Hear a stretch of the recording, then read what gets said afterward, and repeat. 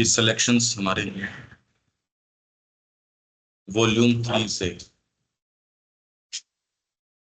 इसमें हमारा हो गया था पिछली बार ध्यान योग पद्धतियां और परमात्मा में गोता लगाना। आज है दृढ़ संकल्प करना और स्वयं को परमात्मा को अर्पित करना। ये पहले हमने पढ़ा जरूर था योग के संबंध में, पर अब ये इस सीरीज के अंदर आ रहा है इसको, क्योंकि ये सबसे हमारा तो केंद्र यही है एक्चुअल में। तो दृढ़ संकल्प करना और स्वयं को परमात्मा को अर्पित करना। योग का अर्थ है भगवान से ऐक्य, और ऐक्य अर्पण के द्वारा आता है। यह स्वयं को भगवान के प्रति अर्पण करने पर आधारित होता है। योग का अर्थ है भगवान से ऐक्य, और ऐक्य अर्पण के द्वारा आता है। यह स्वयं को भगवान के प्रति अर्पण करने पर आधारित होता है। जनरली जिसको पद्धति मान लिया जाता है उसका पद्धति से कोई मतलब नहीं है। पद्धतियां तो और हजार हो सकती हैं। अगर भीतर मूवमेंट हो कि मेरे को वो अच्छा लगे परमात्मा, तब तो ये मूवमेंट होगा, नहीं तो पद्धति से नहीं हो सकता। ये जनरली योग को पद्धति मान लिया, वो बाहरी जो क्रियाकलाप है, तो ये तो भगवान के प्रति अर्पण करने पर आधारित होता है। आरंभ में तुम यह आत्मार्पण एक सामान्य तरीके से करना शुरू करते हो, मानो सदा के लिए तुम्हारा यह काम पूरा हो गया। मतलब व्यक्ति उसको इस तरीके से करता है उस समय विशेष के लिए कि मैंने पूर्ण रूप से दे दिया अपने आप को।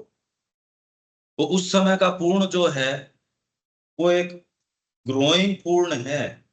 व्यक्ति उसको मान लेता है कि ये क्या कह रहे हैं, मानो सदा के लिए तुम्हारा यह काम पूरा हो गया हो। एक बार व्यक्ति क्या कहता है, मैं निशेष रूप से बिना कुछ बचाए आपका हूं। ये तो शुरुआत हुई। आपने सपोज रजिस्ट्री उनके नाम करवा दी, पर अब तो भवन का निर्माण है और वो अब शुरू होगा, और उसके लिए भी कितनी कितनी सारी चीजें और इन्वॉल्व होती है एक्चुअल उसके बाद में। वो तो शुरू तब होती है, स्वामित्व का अधिकार जब समझा देते हो उसके बाद तो व्यक्ति उसको कैसे क्या करना है वो तो तब शुरू होता है।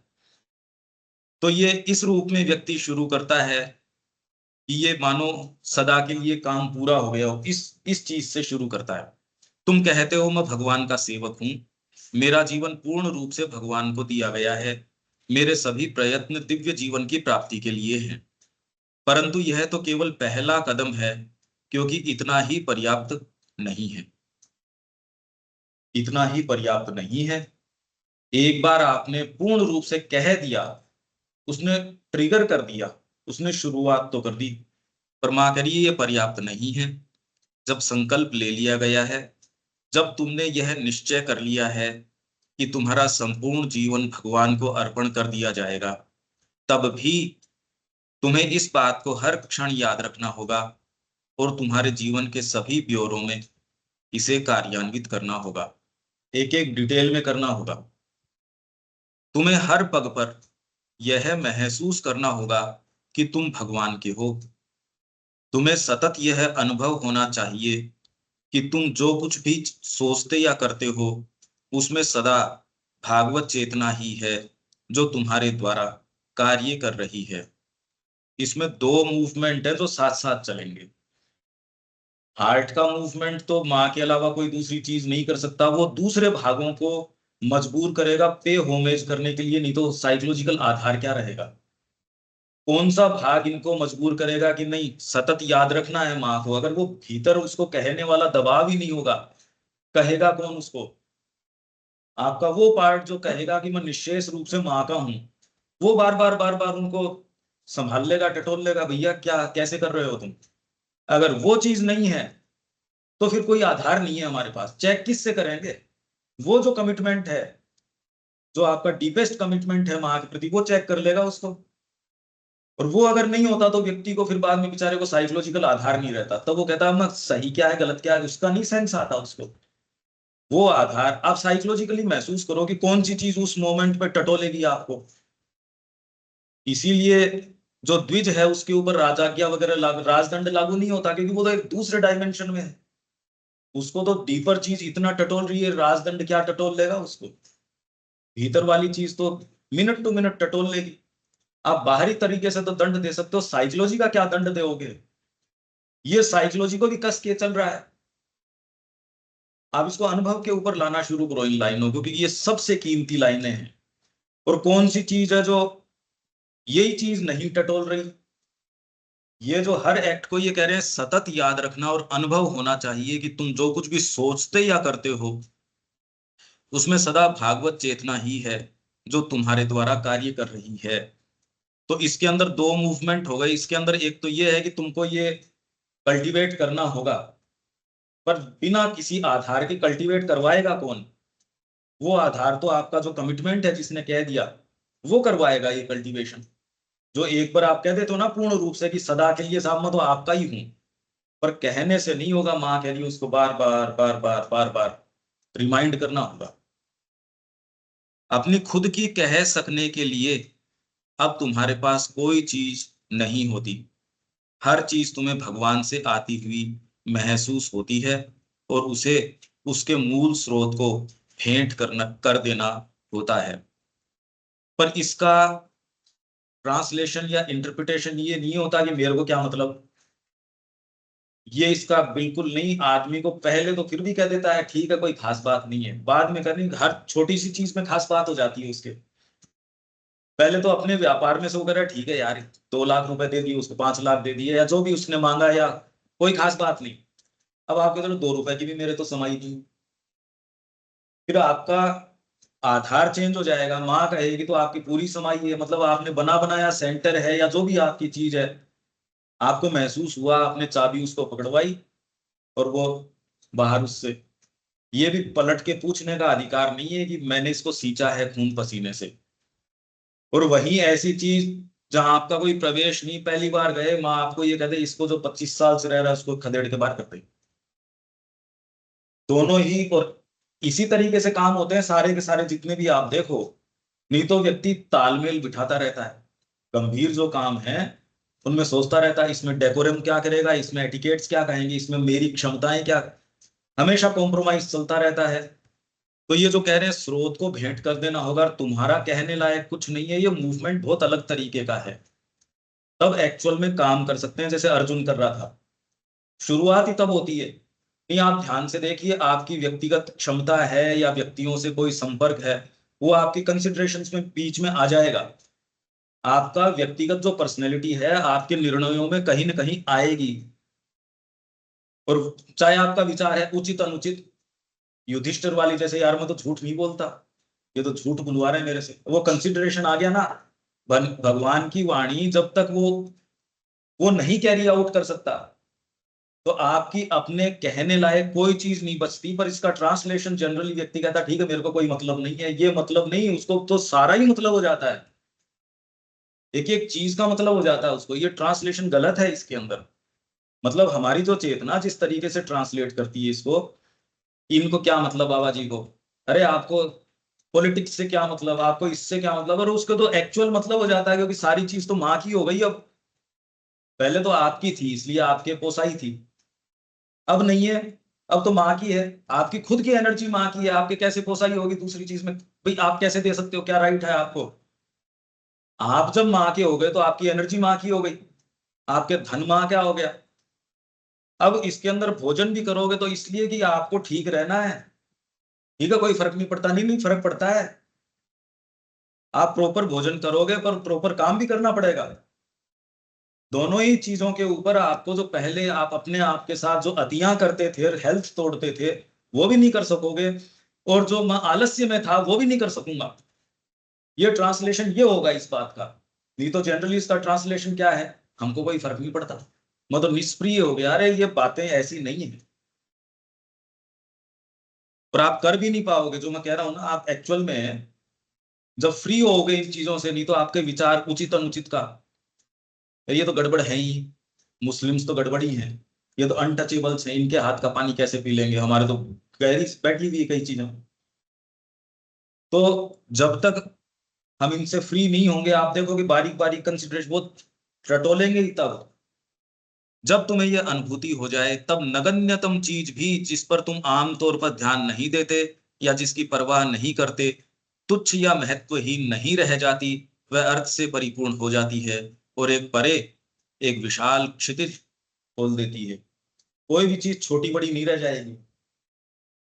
मतलब आपकी एनर्जी, आपका एक छोटी सी छोटा एक्ट जब माँ को दे चुके कोई दूसरी चीज, हाँ, पर इसके अंदर बहुत बारीकी से देखना पड़ेगा क्योंकि बड़ी फाइन लाइन है, साइकोलॉजिकल लाइन है ये तो, और ये व्यक्ति की खुद की सिंसियरिटी पर निर्भर करता है। बाकी तो देखो व्यक्ति का अपना जीवन है, जितना ही आप प्योरली जिन जिन मोमेंट्स पे माँ को देते हो वो तो है सुनहरे, और जिन कंसिडरेशंस पे कॉम्प्रोमाइज होता है आप हमेशा ही पाओगे कि वो वैसे हैं नहीं जो उस समय लग रहे थे। जिन भी कंसिडरेशन से आपने जो वो निर्णय उस समय किए, चाहे आपको बड़े वो प्रैक्टिकल इम्प्रैक्टिकल जो भी कंसिडरेशंस हमारे होते होंगे, शारीरिक कंसिडरेशंस होते होंगे, हमारे प्राणिक या भावनात्मक कंसिडरेशंस होते होंगे, हमारे अपने उचित अनुचित बोध के कंसिडरेशंस होते होंगे। अरे ये तो अच्छा नहीं लगेगा, एस्थेटिकली ठीक नहीं है, एथिकली ठीक नहीं है। अगर आप वास्तव में कुछ डीपर व्यक्ति हो तो आप अल्टीमेटली ये पाओगे गलत था वो। हालांकि ऐसा व्यक्ति ऑलरेडी बहुत एडवांस्ड है जो ये महसूस कर पाए कि ये गलत था, नहीं तो ये बताए कौन। ये तो ऑलरेडी सिंसियरिटी का साइन है जो आपको ये बताया ये यार ये गलत रहा। ये जो कंसिडरेशन से मैंने ये निर्णय किया, इससे कोई माँ की नजदीकी नहीं आई। पर हर चीज के अंदर आपके खाली ये रहेगा कि माँ की नजदीकी किस चीज से हो, बाहरी कोई चीज प्रमाण ही नहीं है इस चीज का। आपकी खुद यहां से बैठ के आप ये देख लोगे कि मेरी नजदीकी हुई या नहीं हुई, इसमें आप अपने आप को धोखा दे ही नहीं सकते। जो सच्चा व्यक्ति उसकी बात है, बाकी तो बेचारा झांसे में है ही, उसको तो कुछ करना नहीं। सामान्य रूप से किए गए आत्मार्पण को जीवन के प्रत्येक ब्यौरे में लाने के लिए तुम्हें यही करना होता है। सतत भगवान की उपस्थिति में निवास करो। इस भावना में निवास करो कि यह उपस्थिति ही है जो तुम्हें चला रही है और जो कुछ तुम करते हो उसे वही कर रही है। अपनी समस्त चेष्टाओं को उसी को अर्पित कर दो। केवल प्रत्येक मानसिक क्रिया, प्रत्येक विचार और भावना ही नहीं, अपितु अत्यंत साधारण और बाह्य क्रियाएं भी, जैसे कि भोजन करना। जब तुम भोजन करो तो तुम्हें महसूस करना चाहिए कि भगवान ही तुम्हारे द्वारा भोजन कर रहे हैं। जब तुम इस प्रकार अपनी समस्त प्रवृत्तियों को एक अखंड जीवन में एकत्रित कर सकोगे, तब तुम्हारे अंदर विभाजन की बजाय एकता होगी। पर यह भी गलत ट्रांसलेशन है क्योंकि अब जाते ही हम इसको प्रैक्टिस में डालना शुरू कर देंगे। हम भोजन करते टाइम सोचेंगे, एक मानसिक चित्रण करेंगे, माता जी के लिए कर रहे हैं, ये कर रहे हैं, दायरा उससे टूटता नहीं। जब तक आप माँ के नहीं हो, आपकी एक्टिविटी माँ की नहीं होगी। फंडामेंटली जब तक मैं किसी से प्रेम नहीं करता, मैं स्वांग भले ही भर सकता हूं, मैं एक्चुअल कर कुछ नहीं सकता, ये पक्की बात है। और नहीं, आपके गुण हैं, दोष हैं, सारे टेकन केयर ऑफ हो जाएंगे। इनफैक्ट आपको लगता है वो दोष है, माँ को यदि आवश्यकता हो वो दोष नहीं रहेगा। और दुर्योधन को बिठा दिया, भैया तू बांट, और वो दोष नहीं रहा। तो हम क्या है, ये पढ़ते ही हमारे उन दोषों के ऊपर लगाम लगाने की कोशिश करते हैं। ये भी एक मिस ट्रांसलेशन है। ये पढ़ते ही तुरंत व्यक्ति, क्योंकि इसमें तो आराम से वहम और अच्छा पैदा हो जाता है। रोटी बनाते टाइम माँ को ध्यान कर लोगे, फंडामेंटली माँ को नहीं दोगे, उस दायरे को नहीं तोड़ पा रहे हम। वो दायरा है, उसके अंदर उसी फ्रेमवर्क में हम सारे के सारे में माँ के लिए अपना उस तरीके से थोड़ा व्यापार को भी एडजस्ट कर दिया, जीवन को भी कर दिया, थोड़ा हॉल भी बना दिया, सुबह का समय भी दे दिया, ये कर दिया। फंडामेंटली नहीं हुए। तो ये कोई हम खुद पलट के पूछो ना कि कौन सी चीज है जो अभी एक बीच का पर्दा बनाए हुए है। जब तक मैं पूरा माँ का नहीं हुआ, माँ मेरे को ये कहे, माँ मेरे को ऑर्डर करनी चाहिए कि बेटा जा इस समय ये काम कर, मैं ओरिजिनेट नहीं कर सकता। इसमें एक बेसिक फर्क पड़ जाएगा। आप महसूस करो इस चीज को कि अभी तो आप ये देखते हो कि भाई ये मैं माँ के तरीके से कर लेता हूँ, बाद में वो तरीका नहीं, वो आपको डिक्टेट करती है। आप तो मेरे को तो बता दो ये। इसको आप करके देख लेना, आपको महसूस हो जाएगा कि इन दोनों में बहुत मूलभूत अंतर है। ये तो आप कर लोगे, इसमें करके अच्छा भी लगेगा आपको कि अब तो मैंने खाना खाते टाइम, और धीरे धीरे माँ को, हाँ उससे फर्क पड़ जाएगा। वो तो सुबह सोने उठने बैठने की आदतें चेंज कर लोगे, उससे ही हेल्थ में और में फर्क पड़ जाएगा। एनर्जी लेवल में तो उससे ही फर्क पड़ जाएगा। सही समय पे सोओगे, मोबाइल वगैरह का उपयोग अनुशासित करोगे, थोड़ा रीडिंग वीडिंग भी शुरू कर दोगे, सुबह उठ के वॉकिंग वगैरह शुरू कर दोगे, एनर्जी बनी रहेगी। टेम्परामेंट जो पहले इतना आपका जो रहता था उसमें फर्क आ जाएगा। तो ये तो लोग बहुत कर सकते हैं, पता नहीं क्या क्या कर सकते हैं। वो दे देना उनके हाथ के अंदर और फिर वो चलाएं, और एक हम ये सोच लें कि थोड़ा थोड़ा ये असर डालने।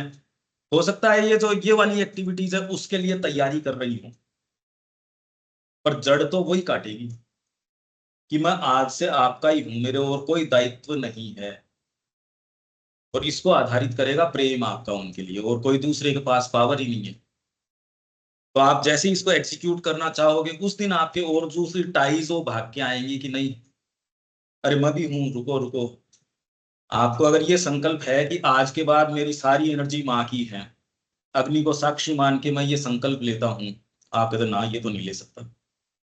पता चल जाएगा वो कौन कौन सी चीज है, उसमें क्या कमजोरी है वो पता चल जाएगी। हाँ आप ये कर लोगे, भोजन के टाइम कर लोगे, व्यापार से पहले उनको बुलाना है, माँ को ऑफर करना, ये सारे काम इससे और हजार कर सकते हो। पर वो एक्टिविटी का ओरिजिनेशन आप कर रहे हो, माँ नहीं कर रही। उसमें आप माँ को बुला रहे हो वो एक अलग बात है। ये फंडामेंटली जब आप माँ को गिवन हो जाओगे तो वो लोग उनका ओरिजिनेशन काम का, ये आप थोड़ा सा खुद विवेचन करके देखना कि इसमें फर्क क्या आ रहा है। जब माँ कह रही है तो कोई सामान्य बात तो नहीं हो सकती है। वो फंडामेंटल शिफ्ट आएगा। आप जब माँ के हो चुके तभी आप कोई काम करोगे नहीं। अगर मैं हूं ही नहीं आपका तो अब ठीक है, फिर बाद में तो उसके डिस्क्लेमर्स होते हैं कि ये कंडीशंस हैं, ये हैं, वो हैं। करने से ही तो होंगे। कौन से? माँ का काम करने से ही तो माँ की होगी। हाँ मैं कह रहा हूँ कि ये उस डिसाइसिव टर्निंग के लिए हो सकता है ये तैयारी का काम करें। पर जब आप डिसाइसिवली उनके हो जाओगे तब वो अपनी वाणी आपको सुना भी देगी कि मेरे को ये चाहिए इस समय तेरे से। नहीं तो अभी आप उनको ध्यान करने की सोचोगे, वो करने की। पर जब आप उनके हो जाओगे, उनसे पूछो, वो फिर बाद में ये ध्यान ज्ञान के में चक्कर में ही नहीं पड़ते।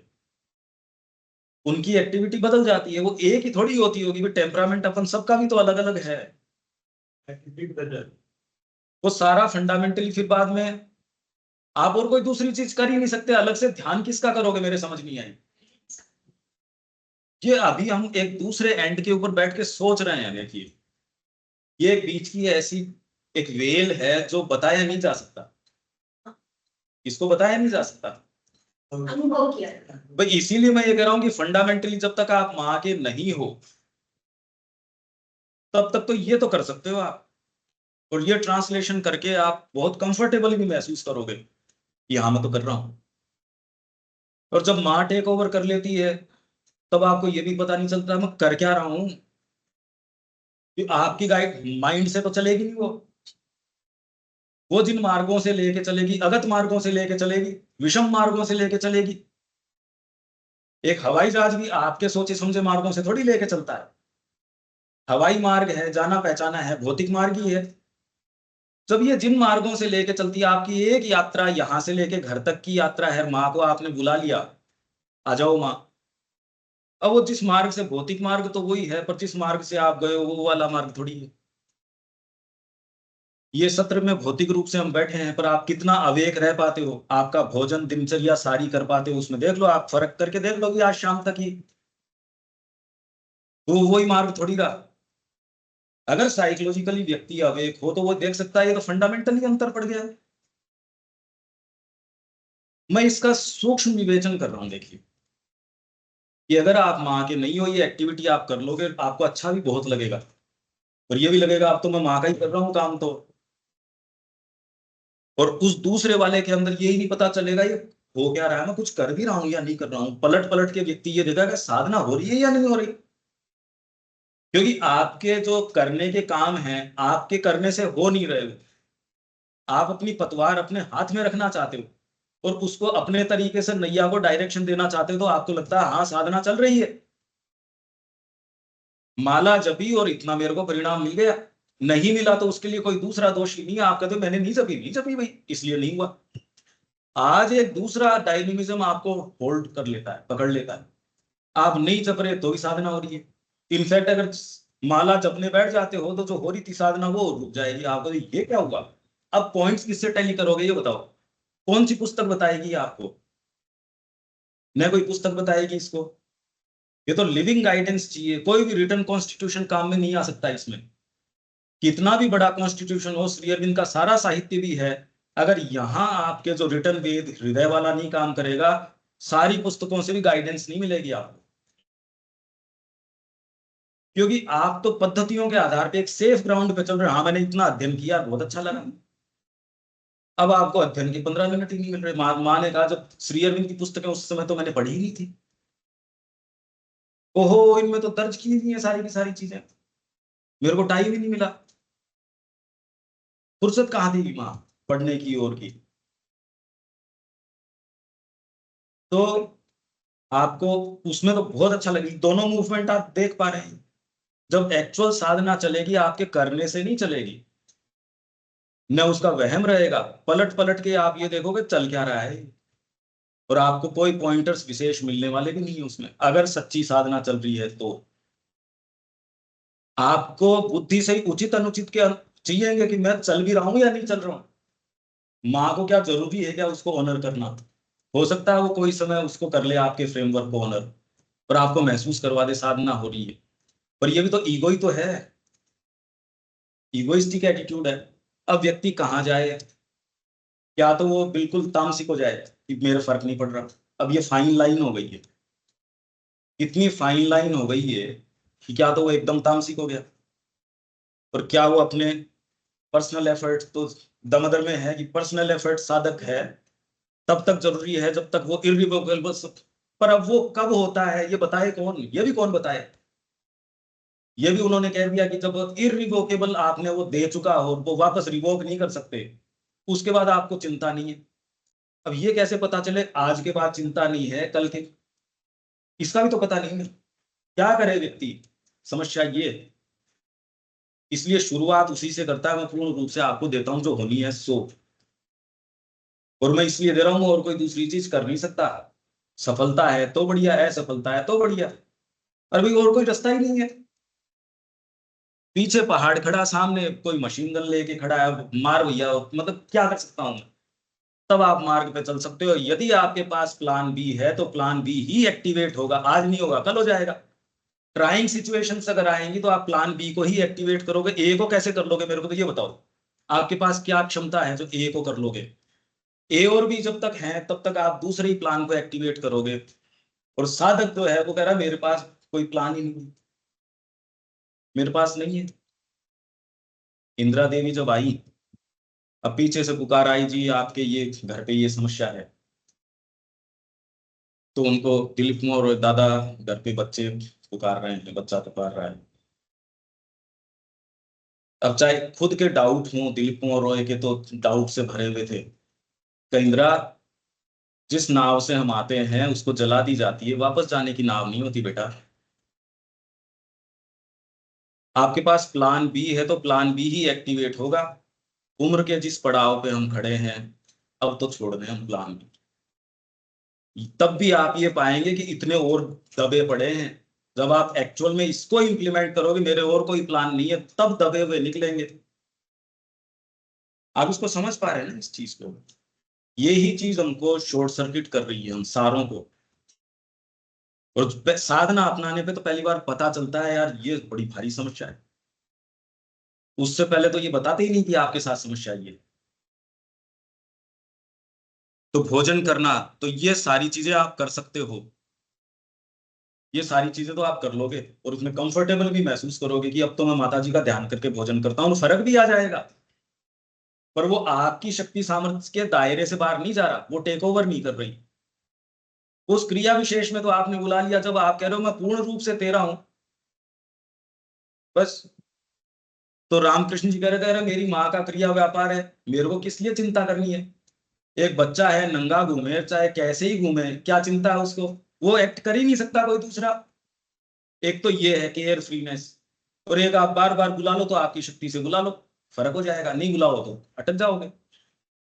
आपने खाने पे बुला लिया तो उतनी प्रेजेंस काम कर जाएगी। नहीं बुलाओगे आप, भाई आप अपनी शक्ति से कर रहे हो जो कर रहे हो, सो साधना भी कर रहे हो अपनी मर्जी से कर रहे हो। गुरु तो अपना है नहीं, उसको समर्पण किया नहीं, इन दोनों में फर्क है।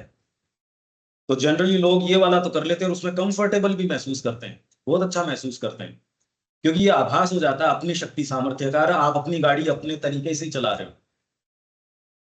दी नहीं है अभी, उसका स्टीयरिंग गुरु के हाथ में दिया नहीं। उसमें तो ये रहता है क्योंकि वो अपने मार्गों से चलता है, आपके जाने पहचाने मार्ग नहीं, तो व्यक्ति बड़ा शंकित हो जाता है। जैसे ही आपकी गाड़ी ऐसे मार्गों की ओर मोड़ते हैं, भौतिक मार्ग पे भी आपका जब ड्राइवर ऐसे मार्गों को जो आपके जाने पहचाने नहीं है, जबकि वो भौतिक मार्ग के अलावा नहीं जाएगा वो ड्राइवर, तो भी आप शंकित हो जाते हो, अरे लेके कहाँ जा रहा है।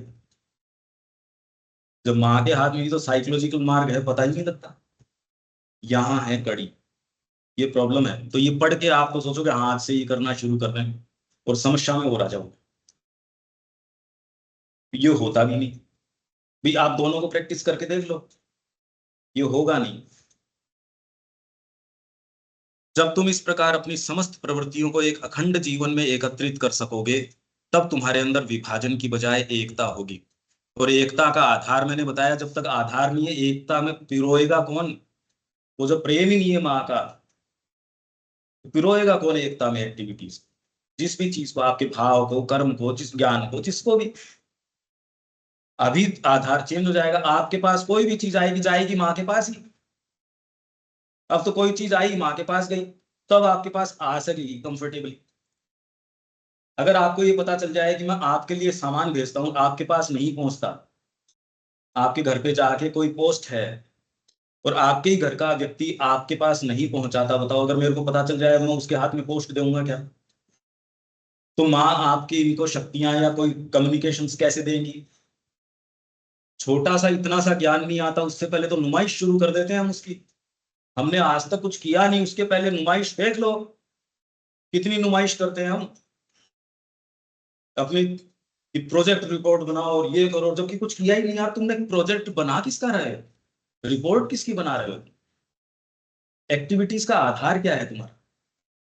अपने आप में एक्टिविटीज इन इटसेल्फ या तुम्हारा कमिटमेंट? रिपोर्ट किसकी? ये एक्टिविटीज तो खुद कर रहे हैं, सरकारी तंत्र तो इससे ज्यादा एक्टिविटी कर रहा है जितना अपन कर रहे हैं। और जितने और जो ये आश्रम वगैरह बहुत बहुत एक्टिविटी कर रहे हैं। हमारी रिपोर्ट किस चीज की जानी चाहिए? तो एकत्रित करने वाला वो सूत्र पीछे होगा, तब और अधिक ऐसा नहीं होगा कि तुम्हारी प्रकृति का एक भाग तो भगवान को अर्पित हो, जबकि शेष भाग अपने सामान्य तरीकों में, साधारण चीजों में तल्लीन रहे।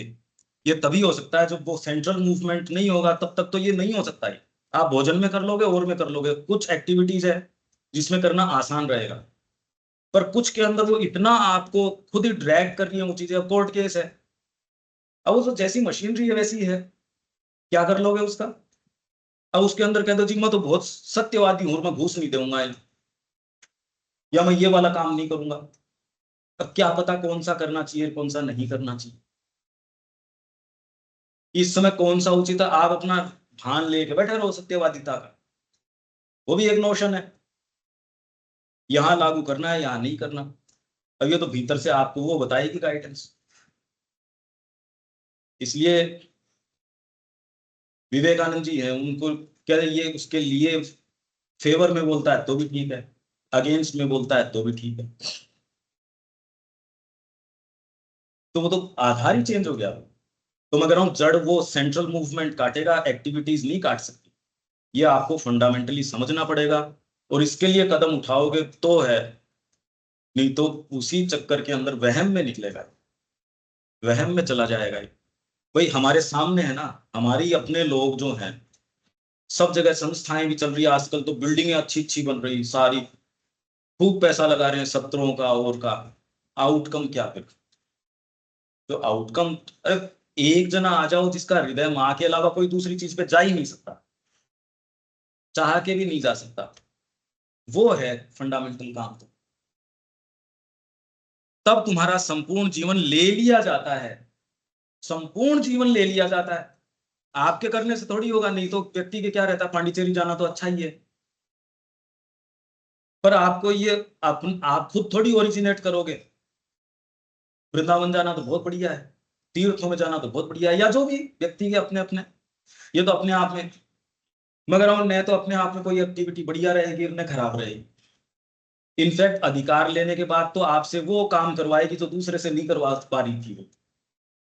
जब आपके सच्चे निष्ठावान कोई हो जाता है तो दूसरों को तो ज्ञान एक दिया जाता है, जो अंतरंग होता है उसको कहते हैं बेटा उनके लिए कहने की बातें तो ये है। रामकृष्ण जी यही करते थे कि देख ये तो कहने की बातें हैं, ये असली बात है।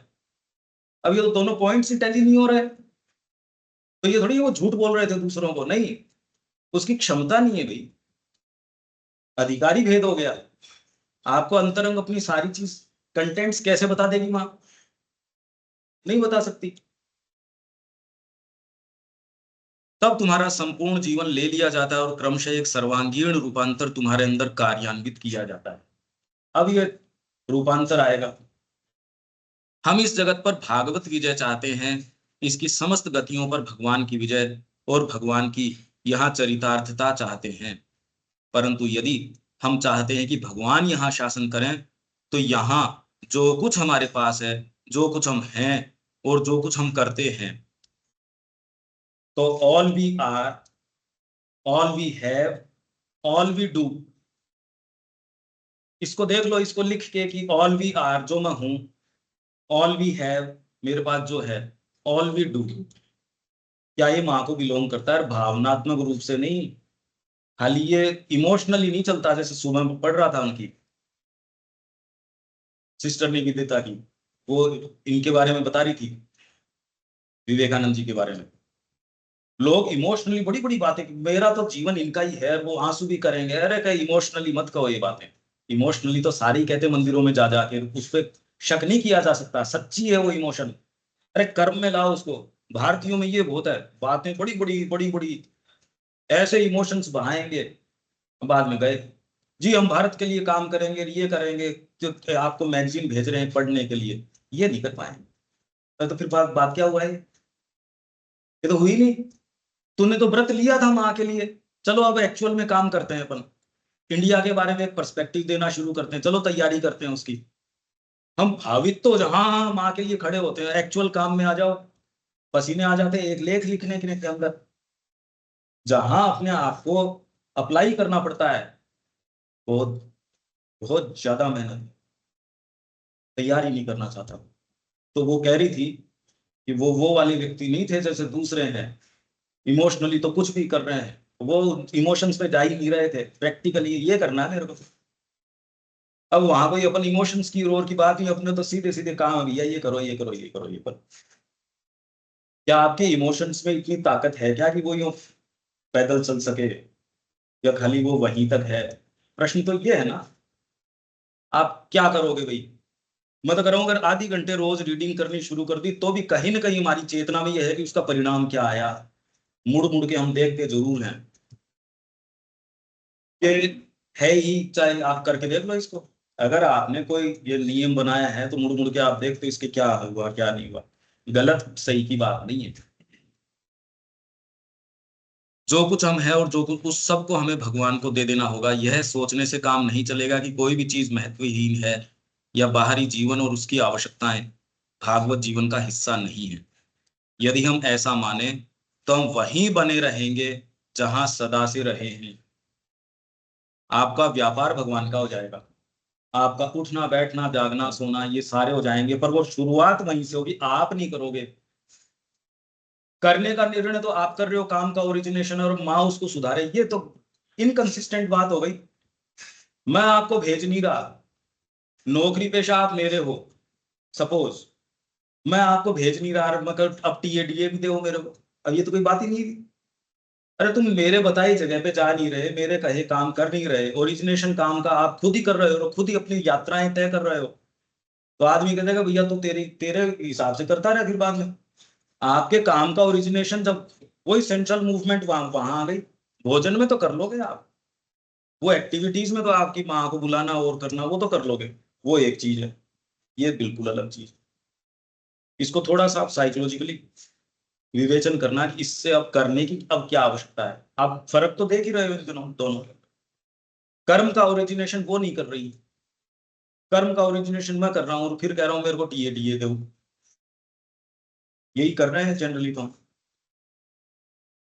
भाई हमारा कर्मचारी अगर ये करना शुरू कर दे, आप क्या करो उसके साथ? या वो मेरे को चेतना भी देनी चाहिए, मेरे को ये भी करना चाहिए। यह सोचने से काम नहीं चलेगा। यदि हम ऐसा माने तो हम वहीं बने रहेंगे जहां सदा से रहे हैं, और बाहरी जगत पर कोई विजय नहीं होगी। वहां ऐसा कुछ भी संसिद्ध न होगा जो स्थायी हो। कोई भी परमानेंट चीज संसिद्ध नहीं होगी। अब ये व्यक्ति के लिए है, देखो ये चयन करना कि वो कितना चाहता है कितना नहीं चाहता है। पर एक फाइन लाइन है इसके बीच में साइकोलॉजिकली, और आप सारे महसूस कर पा रहे हैं उसको कि हाँ ये फर्क। इसके बारे में देखो, एक तो अपनी गीता के अंदर इस मूवमेंट की परिणति किस चीज में होती है, वो एक इससे रिलेटेड संदर्भ जो है ना,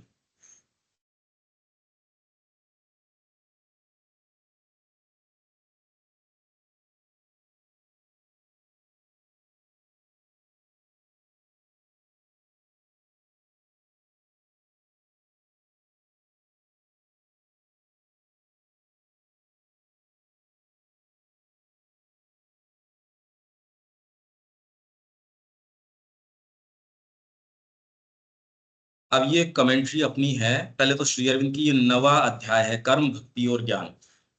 ये यहां से पहले तो ये सिंथेसिस में से है। जितना अधिक तुम अपने आप को भगवान को देते हो, उतना ही अधिक वे तुम्हारे साथ होते हैं पूर्ण रूप से। है जी, इसका गीता ही सही है। है इसका गीता ही जाएगी। अपनी गीता में है, पर होना चाहिए सिंथेसिस का। अपने तो कई रेफरेंसेस हैं ना इसके अंदर। हाँ। तो जितना अधिक तुम अपने आप को भगवान को देते हो, उतना ही अधिक वे तुम्हारे साथ होते हैं पूर्ण रूप से, सतत रूप से, प्रतिक्षण तुम्हारे सभी विचारों में, सभी आवश्यकताओं में। और ऐसी कोई अभीप्सा नहीं होती जो तत्क्षण उत्तर न प्राप्त करती हो।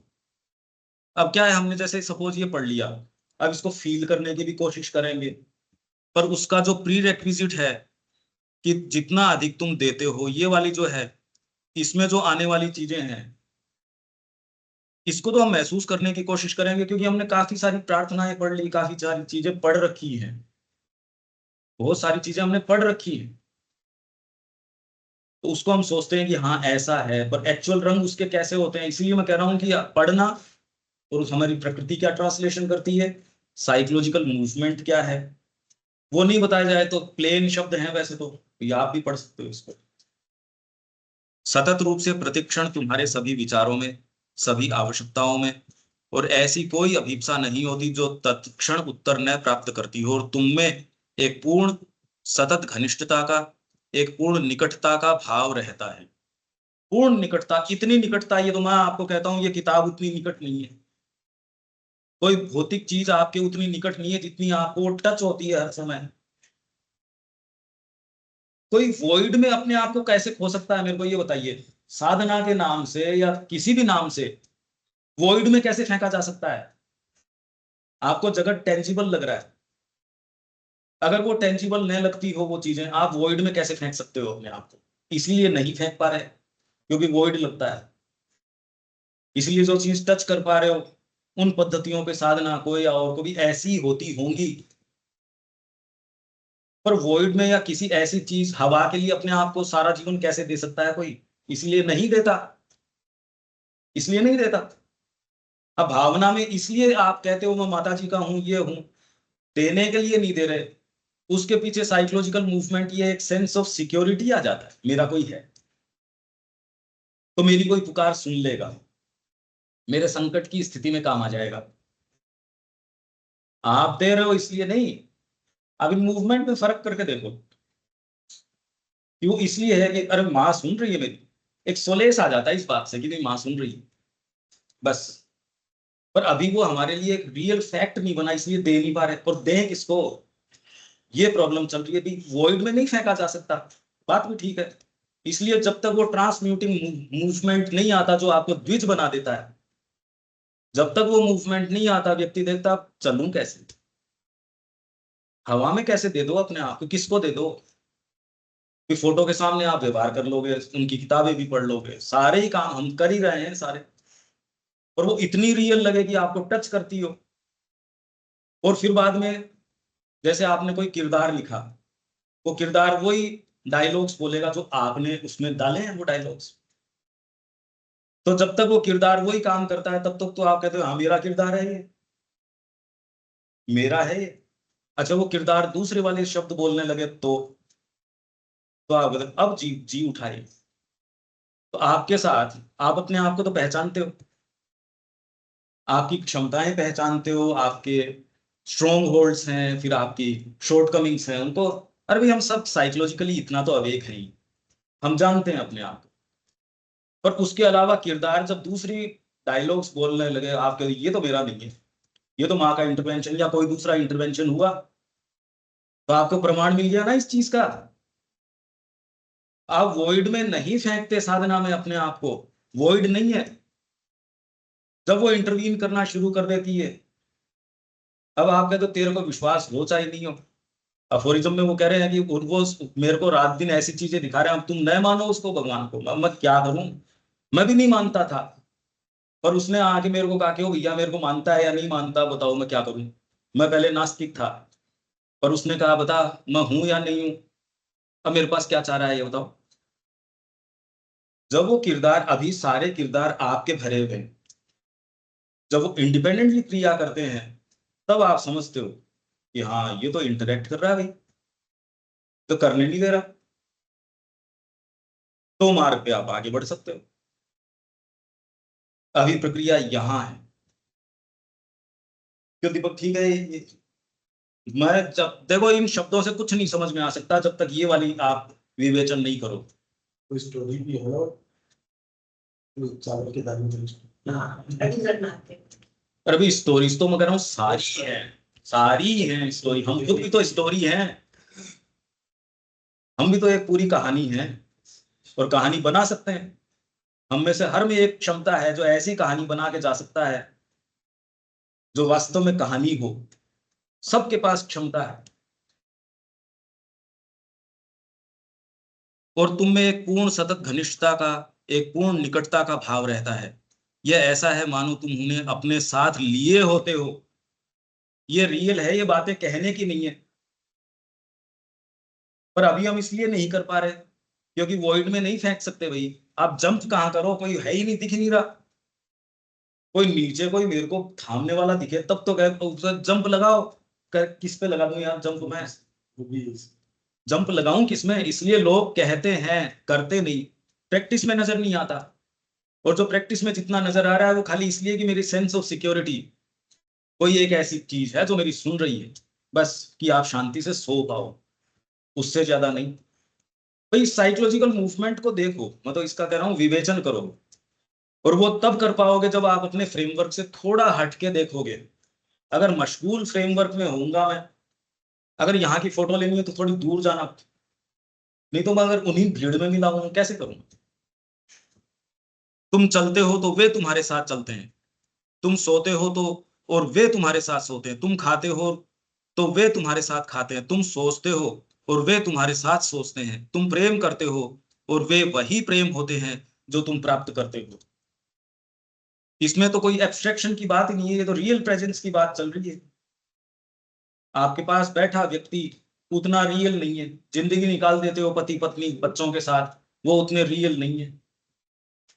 रियलिटी है किस चीज की वैसे तो देखो आप, भौतिक चीजों की वास्तव में कोई रियलिटी उतनी है ही नहीं। हम भौतिक उसमें होते भी नहीं है। आप उस स्थान पे हो, कोई कहते उसने क्या ड्रेस पहनी थी पता नहीं, भौतिक डिटेल भी आपको पूछे व्यक्ति को पता ही नहीं होता। और जो थोड़ा सा डीपर व्यक्ति है वो ऐसी चीजों में प्रवेश करता है, उसके लिए वो रियलिटीज हैं। और जिनको हम रियल नहीं मानते वही चीजें यहाँ सबसे ज्यादा कारगर हैं। देखो आप जिनको ये कह रहे हैं हिस्टोरिकली नहीं है, कृष्ण है, राम है, काव्य है, अगर रामचरितमानस है, फिर आपके भागवत है, तो पूरे पूरे देश को, पूरी मनुष्य जाति को इन्होंने पूरा अपलिफ्ट कर रखा है, जिसको कह रहे हैं इनका कोई महत्व ही नहीं। देखो क्या जोरदार बात है। तो ये तो और भी विशेष बात है जो कभी घटी नहीं, जो कभी हुई नहीं। मंदिरोपासना उसके आधार पे, मतलब ऐसे आधार पे जो एक वहम है और मनुष्य जाति उस वहम के पीछे जा रही है। परंतु इसके लिए व्यक्ति को अपने आप को पूरे तौर पर संपूर्ण रूप से, अनन्य रूप से देना होगा। अपने आप के लिए कुछ भी बचाकर न रखना होगा। अपने आप के लिए और अपने पास कुछ भी न रखना होगा। और साथ ही किसी चीज को बिखेरना नहीं है। यही मैंने कह दिया, बिखेर कैसे सकते हो जब माँ को आपने दे ही दिया। जब आप भगवान को बिलोंग करते हो तो आपकी एनर्जी भी भगवान को बिलोंग करती है। आपके पास जो जो है, आप गलत सो नहीं सकोगे, गलत उठ नहीं सकोगे, गलत खा नहीं सकोगे, गलत व्यवहार नहीं कर सकोगे, आप माँ पे बिलोंग करते हो भी। एक छोटा सा दायरा, आप कहते हो कि पहले मैं जैसा भी व्यवहार करता था, अब मैं इस घर को बिलोंग करता हूँ, एक पत्नी बन चुकी हूं मैं, या मैं एक दायरे में हूँ। आप किसी देश को रिप्रेजेंट करते हो, सपोज आपके व्यक्तिगत कोई भी वहां किसी से केमिस्ट्री हो रही होगी, पर अब आप देश को रिप्रेजेंट कर रहे हो। अब आप पार्टी पॉलिटिक्स वगैरह से ऊपर उठ के, तो वैसे ही जब माँ को रिप्रेजेंट करेंगे हम, दूसरी चीज कैसे कर सकेंगे? जब भगवान को रिप्रेजेंट करोगे कैसे कर सकते हैं दूसरी चीजें? तो किसी चीज को बिखेरना नहीं है। आपकी एनर्जी दूसरे काम में कैसे लग सकती है अगर माँ को बिलोंग करते हो? तुम्हारी सत्ता में छोटी से छोटी चीज भी जो भगवान को नहीं दी गई है वह बर्बादी है। यह तुम्हारे आनंद की बर्बादी है। एक ऐसी चीज है जो तुम्हारे सुख को उतना कम कर देती है। और जो कुछ तुम भगवान को नहीं देते हुए वैसा ही है, मानो भगवान अपने आप को तुम्हें दे सकें, इस संभावना के मार्ग में तुम उसे खड़ा कर देते हो। भगवान आपको दे सकें, ये सब संभावना है। जो चीज आप नहीं देते उसके मार्ग में खड़ी होगी, बाधा है। तुम उन्हें अपने सन्निकट सतत तुम्हारे साथ अनुभव नहीं करते, क्योंकि तुम उनके नहीं हो। अब विचार करके नहीं हो सकते भाई। ये फंडामेंटल मूवमेंट हमको करना ही पड़ेगा यदि आप, और मैं कह रहा हूं वॉइड में दे भी नहीं सकते आप। वॉइड में दोगे किसको? इसलिए अभी तक जो चल रहा है सो चल रहा है, क्योंकि तुम सैकड़ों अन्य वस्तुओं और व्यक्तियों के हो। इससे गंभीर समस्या ये है कि हम ये स्वीकार करने तैयार नहीं कि हम और सैकड़ों नहीं, पता नहीं हम और सबके हैं, माँ के नहीं है। सैकड़ों नहीं, हम और सब कुछ के हैं, जिनके होने चाहिए उनके नहीं है। हैं तो भी उस पार्ट में वो इतना कोई अभी प्रभावी नहीं है। तुम्हारे विचारों में, तुम्हारी क्रिया में, तुम्हारी भावनाओं में, तुम्हारे आवेशों में लाखों लाखों आ गई यही बात। इसीलिए सैकड़ों नहीं। आप देख रहे हो, अगर आप इस इंट्यूशन के तार को पकड़ के चलते हो, कैसे माँ उसको फॉलो कर रही है, अगले सेंटेंस को आप खुद जानते हो क्या? लाखों लाखों ऐसी चीजें जो तुम उन्हें नहीं देते, और इसीलिए तुम उन्हें सदा अपने साथ अनुभव नहीं करते, क्योंकि ये सब चीजें तुम्हारे और उनके बीच इतने सारे पर्दे और दीवारें हैं। परंतु यदि तुम उन्हें सब कुछ दे दो, यदि तुम कुछ भी बचा कर न रखो, तो तुम जो कुछ भी करते हो, जो कुछ भी सोचते हो, जो कुछ भी अनुभव करते हो, उसमें सदा, हर क्षण वे सतत और पूर्ण रूप से तुम्हारे साथ होंगे। पर अब व्यक्ति जो हम में से बैठे हैं वो कहीं भी तो शुरू कैसे करें? अभी एकदम से तो ये परिणति हो नहीं सकती, करें कैसे?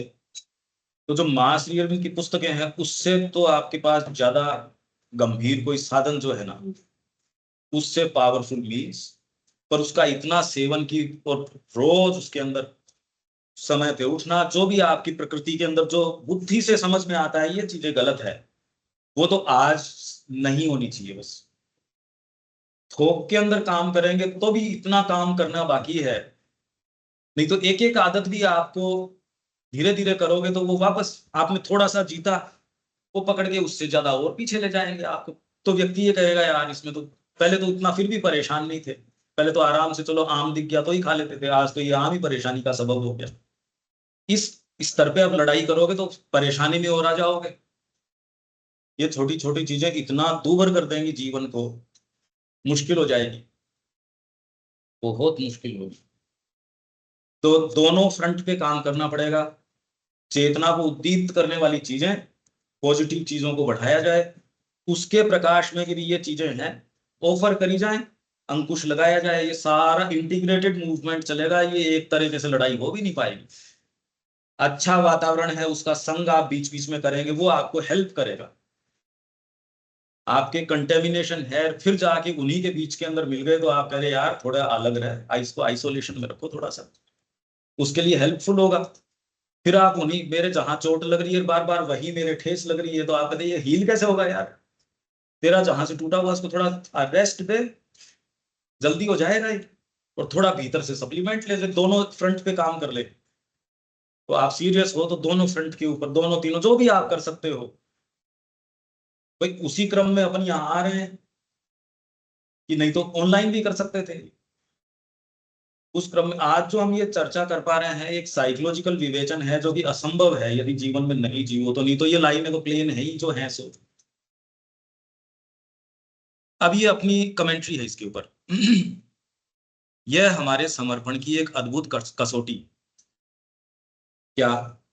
यदि हम भगवान की सतत उपस्थिति अनुभव नहीं करते तो यह इस बात का निश्चित प्रमाण है कि हम परमात्मा के प्रति नहीं अपितु अपने अहम के प्रति समर्पित हैं। यह एक सुनिश्चित आध्यात्मिक अनुभव है कि यदि व्यक्ति अपने आप को भगवान को पूरी तरह दे देता है तो वह उनकी सतत उपस्थिति अनुभव करता है। वहम में जीवन नहीं निकाला जा सकता, वॉइड में आप नहीं जीवन निकाल सकते। कि आपने दिया नहीं रहा, वहम में निकाल रहे हो, इसीलिए व्यक्ति को लगता है यार वो रहते कैसे हैं, इसलिए मैं कर रहा हूं। ठीक है, मैं माँ का भी करता हूँ, ये भी कर लेता हूँ, मेरा तालमेल भी जचा हुआ है। वो अपने उस एक जो स्टैंडिंग ग्राउंड है उसको छोड़ नहीं पाता। मैं जंप कैसे करूं यार, नीचे मेरे को नजर नहीं आ रहा कि मेरे को कोई कैच कर लेगा। आपको जंप लगाओ, करे कहाँ लगाएं, गिर जाएंगे ना, कहाँ लगाओ, प्रॉब्लम ये आ रही है। एक प्रसंग आता है जब उद्धव जी गोपियों को ज्ञान देने के लिए गए। जब वे श्री राधा रानी के पास उन्हें ज्ञान देने के उद्देश्य से गए और समझाने लगे कि उन्हें भगवान के लिए विरह नहीं करना चाहिए, तो श्री राधा रानी ने कहा कि भगवान तो सतत ही उनके साथ हैं और उन्हें छोड़कर वे तो कभी कहीं गए ही नहीं, और न कभी कहीं जा सकते हैं। ये भी, न तो माँ कहीं गई थी और न कहीं वो जा सकती। इसके साथ ही यह प्रसंग भी आता है जब उद्धव जी को इस बात पर विश्वास नहीं हुआ तो प्रमाण स्वरूप राधा रानी ने उन्हें भगवान के दर्शन करा दिए। यह देखकर तो उद्धव जी को बहुत ही आश्चर्य हुआ। कहने का अर्थ है कि जिसे इस सतत उपस्थिति का अनुभव होता है वही जानता है कि किस प्रकार हर छोटी से छोटी चीज में भी व्यक्ति को भगवान की सतत उपस्थिति अनुभव होती है। श्री माताजी ने स्वयं के जीवन का अनुभव बताते हुए कहा कि जब तक श्री अरविंद भौतिक शरीर में उपस्थित थे तब तक कभी भी उन्हें गंभीर से गंभीर काम करने पर भी कभी भार नहीं अनुभव, पता ही नहीं चला कि मैं कुछ कर भी रही हूँ क्या, कि एकदम फ्री, कभी महसूस ही नहीं। उनके जाते ही उन्होंने साइकिल को एकदम बंद कर दिया, तुरंत ही, एजेंडा में है। बहुत समय बाद के अंदर, नहीं तो उनका सहज रूप से उनके साथ ही चला जाता। चैतन्य महाप्रभु के साथ उनके कितने पार्षद पार्षद हैं, यो यो फट फट की आवाज आई, कितने साथ ही चले गए। माने का चाहे पूरे विश्व में प्रलय आ जाओ, मेरी तरफ से कोई महत्व ही नहीं। उस साइकोलॉजिकल स्टेट को हम समझ ही नहीं सकते। और लगभग 30 सालों तक वे सदा ही श्री अरविंद की चेतना के अवलंब के द्वारा बिल्कुल निश्चिंत रूप से अपनी क्रिया करती थी। श्री अरविंद की चेतना सतत ही उनके साथ थी। क्षण भर के लिए भी कभी उन्होंने उनकी उपस्थिति का अभाव नहीं महसूस किया, परंतु उनका संबंध तो प्रेम से भी अधिक प्रगाढ़ था, क्योंकि यह तो दो शरीरों में एक ही तत्व के विद्यमान होने की अनुभूति है। ये कोई अलग तो है ही नहीं। माँ कह रही है कि जब मेरे बारे में सोचो तो श्री अरविंद आने चाहिए, और श्री अरविंद के हम अलग नहीं है। जो भी हमको अलग समझता है वो हमारा अनुयायी नहीं है, उसने अभी कोई रियल तत्व को जाना ही नहीं, क्योंकि ये तो दो शरीरों में एक ही तत्व के विद्यमान होने की अनुभूति है जिसकी प्रगाढ़ता की कल्पना नहीं की जा सकती। जब व्यक्ति का किसी भी भाव से भगवान से प्रेम हो जाए तब भी बहुत ही आनंद का अनुभव होता है, परंतु यदि एक ही तत्व दो शरीरों में अभिव्यक्त हो तब तो इस परम आनंद की अनुभूति का तो वर्णन ही नहीं हो सकता। इसीलिए श्री माँ कहती हैं कि तुम्हारी सत्ता में छोटी से छोटी चीज भी जो भगवान को नहीं दी गई है वह बर्बादी है। यह तुम्हारे आनंद की बर्बादी है। यह ऐसी चीज है जो तुम्हारे सुख को उतना कम कर देती है, और जो कुछ तुम भगवान को नहीं देते वह वैसा ही है मानो भगवान अपने आप को तुम्हें दे सकें। इस संभावना के मार्ग में तुम उसे खड़ा कर देते हो। परंतु चूंकि हमारे अंदर बहुत से भगवत विरोधी भाग हैं जो अपने आप को भगवान को समर्पित करने से हमें रोकते हैं, इसलिए यदि इन सब भागों के कोलाहल को अनसुना करके हम भगवान की ओर चल सकें, अपने आप को भगवान को समर्पित कर सकें, तो यह हमारी सच्चाई की परीक्षा और हमारी सच्चाई का प्रमाण होगा। यदि ये सभी विरोधी भाग न हों तो हमारी सच्चाई की कोई कसौटी ही नहीं रहेगी। प्रेम एक ऐसी शक्ति है जो परमात्मा को भी वशीभूत कर लेती है। इसीलिए श्री अरविंद एक स्थान पर कहते हैं कि परमात्मा सभी कुछ के मालिक है, परंतु प्रेम के सेवक हैं, सर्वेंट ऑफ लव। स्वयं भगवान भी एक स्थान पर कहते हैं, क्योंकि गीता की कमेंट्री चल रही है, कि वे व्यक्ति को अन्य सभी वांछित चीजें तो दे देते हैं, जैसे कि ज्ञान, मान सम्मान, साधन, शक्ति सामर्थ्य, साधना, सिद्धि, ये सारी दे देंगे आपको। ज्ञान दे देंगे, मान सम्मान, साधन, शक्ति सामर्थ्य, साधना, सिद्धि, ये सारी आपको मिल गई, परंतु अपनी भक्ति सहज ही नहीं देते, क्योंकि उससे तो वे स्वयं ही भक्त के वश में हो जाते हैं। वर्तमान में तो हमने अपनी सारी शक्तियां अपने मन, प्राण और शरीर के सुख साधन में, अहम के सुख साधन में, परिवार आदि में लगा रखी हैं। इसलिए भगवान को देने के लिए तो हमारे पास लेश मात्र भी कुछ बचा नहीं रहता। इसीलिए भारतीय संस्कृति में संयम और निग्रह आदि अनुशासनात्मक पद्धतियां इतनी प्रचलित थीं ताकि यदि कुछ ऊर्जा संचित हो सके तो व्यक्ति भगवान की ओर गति कर पाए। अन्यथा तो व्यक्ति अपने मैं और मेरे के भाव से इतना ग्रस्त होता है कि अपने से अलग कोई चीज उसे सूझती ही नहीं। जब व्यक्ति किसी तरह भगवान की ओर मुड़ता भी है, तब भी प्रायः बाह्य प्रकृति तो लगभग वैसी ही असंस्कृत प्रकार की रहती है, परंतु आत्माभिमान में व्यक्ति को यह भान ही नहीं होता कि उसकी प्रकृति इतनी असंस्कृत है। इसीलिए ऐसी प्रकृति को सुसंस्कृत बनाने में लंबा समय लगता है। ये हम इर्द गिर्द इसके हैं कि जो ये है ना टाइटल अपना, कि दृढ़ संकल्प करना और स्वयं को परमात्मा को अर्पित कर देना। अच्छा, अब ये पढ़ा था, फिर इसके, क्योंकि ये भूल जाते हैं, फिर ये मैं पढ़ देता हूं।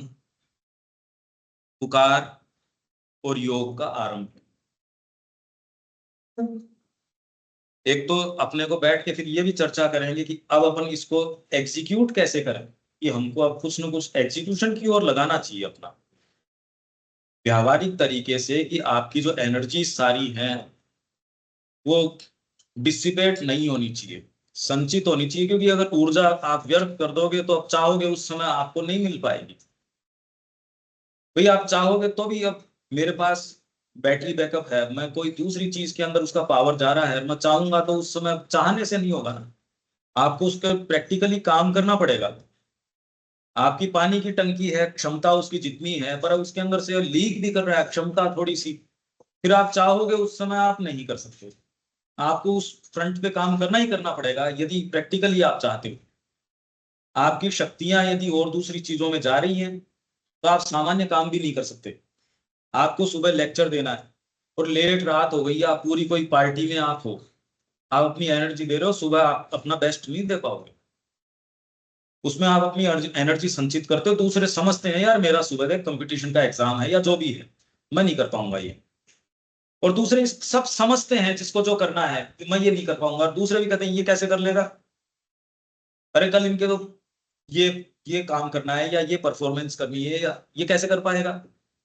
तो वैसे ये तो आपको अपने आप को समझाना है, दूसरों वो दूसरे तो कैसे स्वीकार कर लेंगे आपकी बात को कि वो इतना इंपॉर्टेंट भी आपका साधना करना।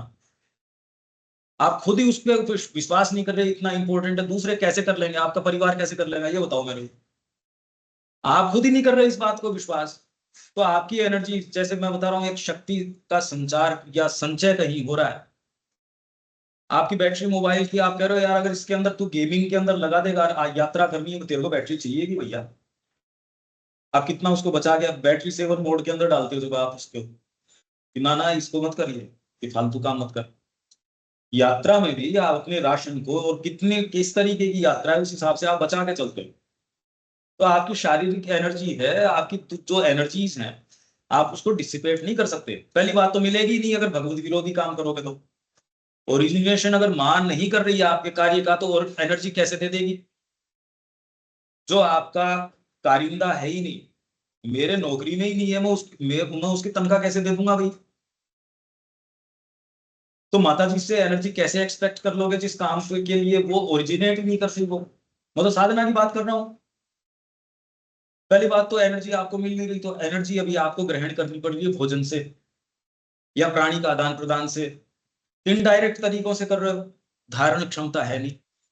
इसलिए आप चाहते जरूर हो किसी पार्ट में, कर नहीं सकते, सकते ही नहीं।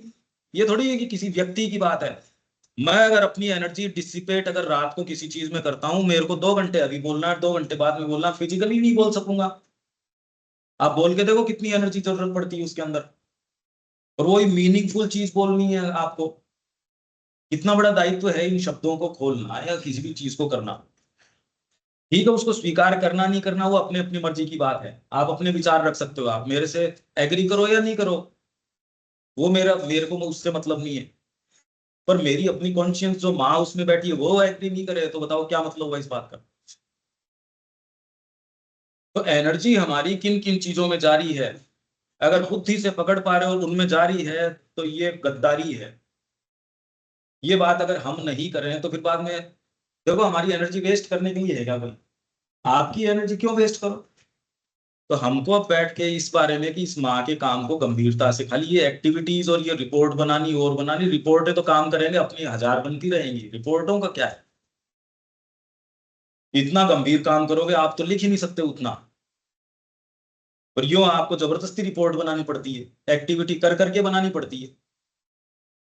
क्योंकि करनी पड़ेगी इतनी तो, इतने सत्र तो करने पड़ेंगे, इतने ये करने पड़ेंगे, वहां पढ़ेंगे किसकी? आप लिख नहीं सकते उतना। क्या लिखो एक साधक का जीवन? श्री अरविंद का मेरी जीवनी कोई लिख थोड़ी सकता है। ऑटोबायोग्राफिकल नोट्स में देखो, अगर मेरी जीवनी लिखी नहीं जा सकती, लोगों ने तो पता नहीं क्या क्या कह दिया कि श्री अरविंद अपनी एस्ट्रल बॉडी में अपने कमरे में से बाहर निकल के छत पे चलते थे। दूसरे ने, अरे श्री अरविंद ने कहा मेरे को ही नहीं पता इस बात का, तो यार तूने बताई मेरे को तो ये। ऐसी उल जुलूल बातें लिख रहे थे वो। पढ़ो आप ये 35वां 36वां, जो मन में सो, एकदम उल जुलूल। तो श्री अरविंद ने कहा भैया मैं मेरी लिख देता हूँ, तब उन्होंने पूरी लिखी है ना, श्री अरविंद की लिखी हुई उसके अंदर। अच्छे भले लोग थे वो, है ना? लिखी है उसको, क्यों लिखी?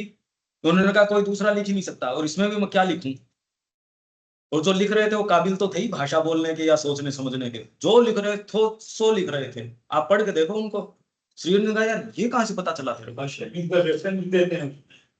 ये लिख रहा है उसको कंडेम करते हैं। हाँ, ये भी करते हैं। तो इसलिए एक तो हम बैठ के थोड़ी सी ये करेंगे कि हमको प्रैक्टिकल करना ही पड़ेगा उसके। हमारी एनर्जी अगर उसमें जाती रहेगी कोई दिन तो कुछ तो करेंगे। अब हम इनफ राइट हो चुके, आपका पहले प्रिपरेशन हो चुकी है, बार बार कोई प्रिपरेशन मतलब आपको मैं तैयारी कर रहा हूँ तैयारी कर रहा हूँ, दूसरा यार कभी तो होगी तैयारी। मैं खेत तैयार कर रहा हूँ, खेत तैयार कर रहा हूँ, या मैं इस जगह को तैयार कर रहा हूँ, अरे मैं कभी आऊंगा रहने के लिए, या तू तैयारी करेगा, कोई डेडलाइन तो दे दे यार। आप अपने स्टाफ को कहते हो कभी तो कुछ करेगा, तो हम क्या तैयारी नहीं रहेंगे क्या? कुछ तो करेंगे। ये एक रोड मैप हम बना के गंभीरता से इसमें कि नहीं ये तो हम करेंगे ही, इतना तो करेंगे, कुछ भी हो जाए चाहे ये करेंगे। वही आपकी भौतिक प्रकृति को फिर बाद में कहेगा कि चाहे यहाँ घड़ों पानी बिखर रहा हो और चाहे आपका सारा बैंक बैलेंस जा रहा हो, नहीं मैं तो ये करूंगा। तो भौतिक प्रकृति जान जाएगी ये जाएगा, ये जाएगा। नहीं तो पहली ही कोई दूसरी चीज आ जाएगी, आप तो उसको सुनने के लिए भाग खड़े होगे। तो अगर आज एक चीज अरेंज करी जा रही है कल दूसरी कर दी जाएगी। अगर मेरे को वो नहीं सुनना, आज एक व्यक्ति आके आपको छल लेता है तो उसकी बजाय कोई दूसरा, अगर छले ही जा सकता हूं तो दूसरा छल लेगा, वो तो उसमें क्या बात है? कभी तो देखो मेरे को ब्रेक लगाना ही पड़ेगा। जो व्यक्ति ये करता है ईमानदारी से, चाहे आप नॉर्मल काम भी, स्पोर्ट्स है और है, क्या उसको भोजन अच्छा नहीं लगता? क्या जीव का स्वाद नहीं है क्या जो स्पोर्ट्स में जाता है या फिल्मों में जाता है या किसी में भी राजनीति में जाता है, तो क्या उसको वो सारी चीजें अच्छी नहीं लगती? कंपटीशन एग्जाम में जाता है तो क्या वो सारी चीजें नहीं होती? तो भी अनुशासित करता है अपने आप को। हम जो ग्रेट एडवेंचर पढ़ तो ले रहे हैं, ग्रेट एडवेंचर, अरे उसके लिए किया क्या? पर ग्रेट एडवेंचर के लिए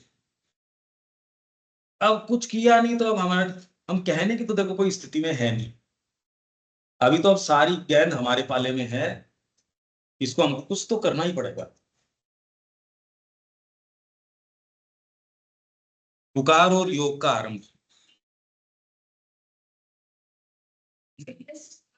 ये सिंथेसिस का है।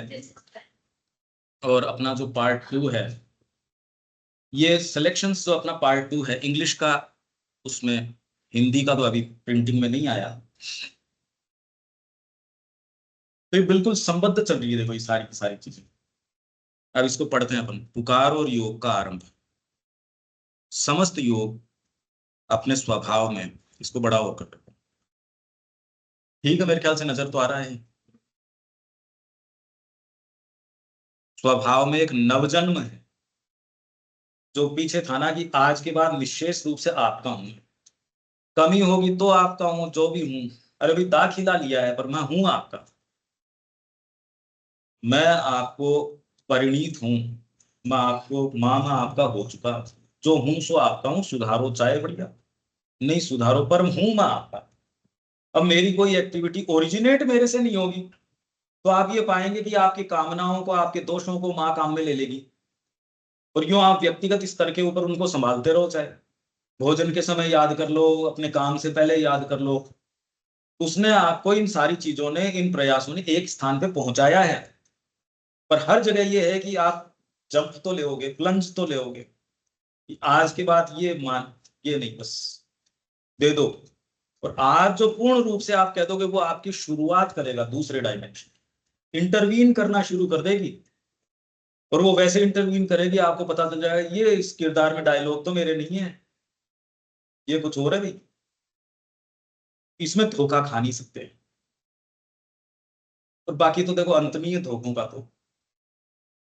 अब जिसको खाना ही है धोखे, और ये पढ़ के मान लो फिर चले जाए, उसको करना नहीं, और फिर वो इन बातों को रह रह के फिर करे, अब देखो इसका कोई इलाज नहीं।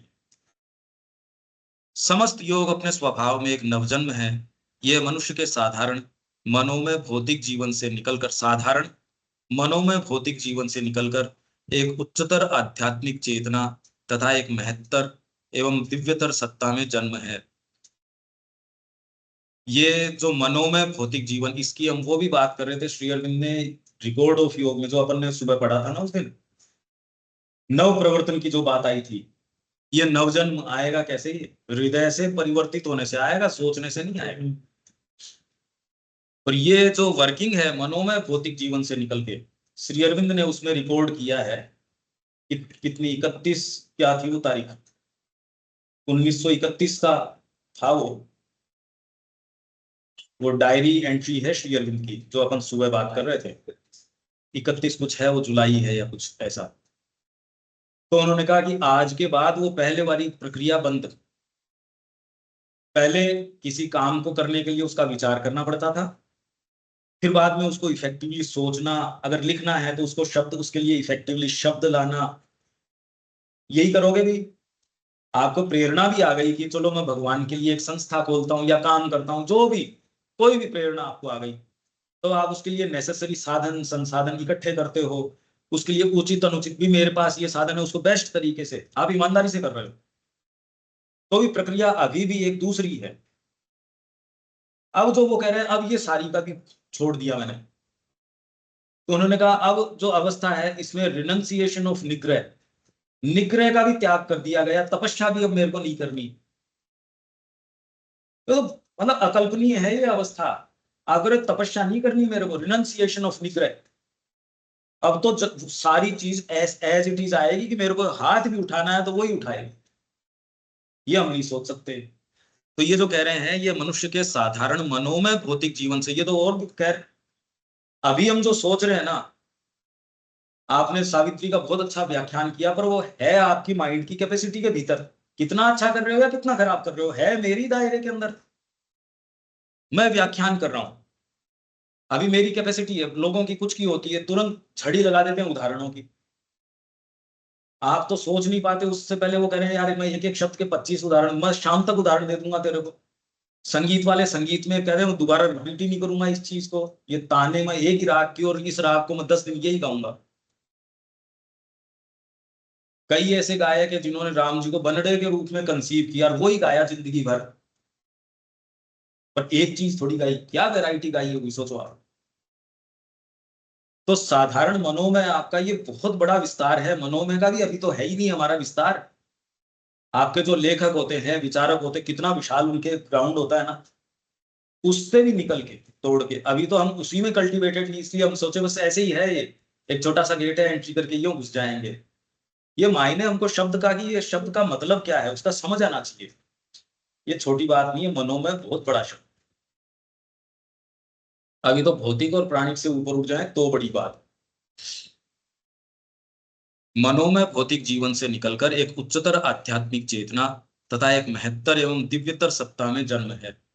किसी भी योग का सफलतापूर्वक आरंभ एवं अनुसरण तब तक नहीं किया जा सकता जब तक कि उक्त विशालतर आध्यात्मिक जीवन की आवश्यकता के प्रति एक प्रबल जागृति न हो। यही मैंने शुरुआत इससे करी कि आपके पिरोने वाला तो ये होगा नहीं, तो एक्टिविटी में तो कर लोगे आप, भोजन करते टाइम याद करना, ये करना, वो तो कर लोगे।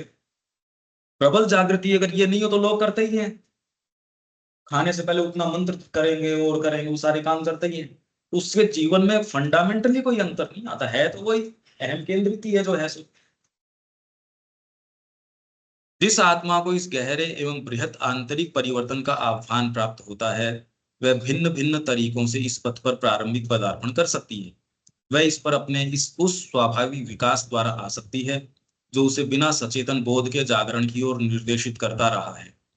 वह किसी धर्म के प्रभाव या किसी दर्शन के आकर्षण के द्वारा भी इस तक पहुंच सकती है। कुछ कहते हैं भी श्री अरविंद की पद्धति, जैसे आप कहते हो मेरे को तो ये दिव्य जीवन का कॉन्सेप्ट बड़ा अच्छा लगता है, ये बड़ा अट्रैक्टिव लगता है मेरे को, क्यों लगता है ये नहीं पता, पर ये बात बड़ी अच्छी लगती है। इसके मायने क्या है वो नहीं पता, इनकी ये वाली बात मेरे को तो ये अट्रैक्ट करती है भी। वो एक अट्रैक्शन आपके लिए एक सूत्र बन जाएगा, उसको पकड़ के आप चल सकते हो। उसके पड़ाव हैं, अरे भाई आपका कोई आकर्षण है पर कोई पड़ाव भी तो आएंगे। वह इस तरह किसी क्रमशः बढ़ते हुए प्रकाश द्वारा या किसी आकस्मिक संस्पर्श या आघात द्वारा भी पहुंच सकती है। आकस्मिक संस्पर्श आ गया, अब भर्तृहरि को आघात लगा तो उसको अरे ये क्या हुआ, और वो तो वैसे तो धोखे हमारे साथ रोज हो रहे हैं, पर उस पार्ट को नहीं कर रहा ना, उस पार्ट को टच नहीं कर रहा। सारा खेल ये तो साइकोलॉजी का है। एक्चुअल में आप बाहरी चीज को मान बैठे, दूसरे वाले का सेंस नहीं आ रहा, प्रॉब्लम ये है। तो आपके सारे व्याख्यान वगैरह वो कितना भी ऊंची उड़ान भरो, रहते अर्थ एटमोस्फियर के अंदर ही है। आप कितने भी रॉकेट उड़ा लो, कितने भी कुछ भी कर लो, जब तक सर्टेन एंगल और सर्टेन थ्रस्ट पे नहीं फेंकते, और उसमें इतना ईंधन नहीं होना चाहिए, नहीं तो अर्थ एटमोस्फियर को भेद के बाहर नहीं जाता भाई। इस ग्रेविटेशनल पुल के ऊपर जैसे आप ये रॉकेट चलाते हो, या उसकी एक सीमा है, वो वहां तक जाता है, वहां उससे आगे नहीं जाता। अर्थ एटमोस्फियर हमको खींच लेता है, हमारी वो यही बात है, अर्थ एटमोस्फियर खींच लेता है। अगर इतना प्रक्षेपण आप नहीं करते तो आपको खींच रहा है।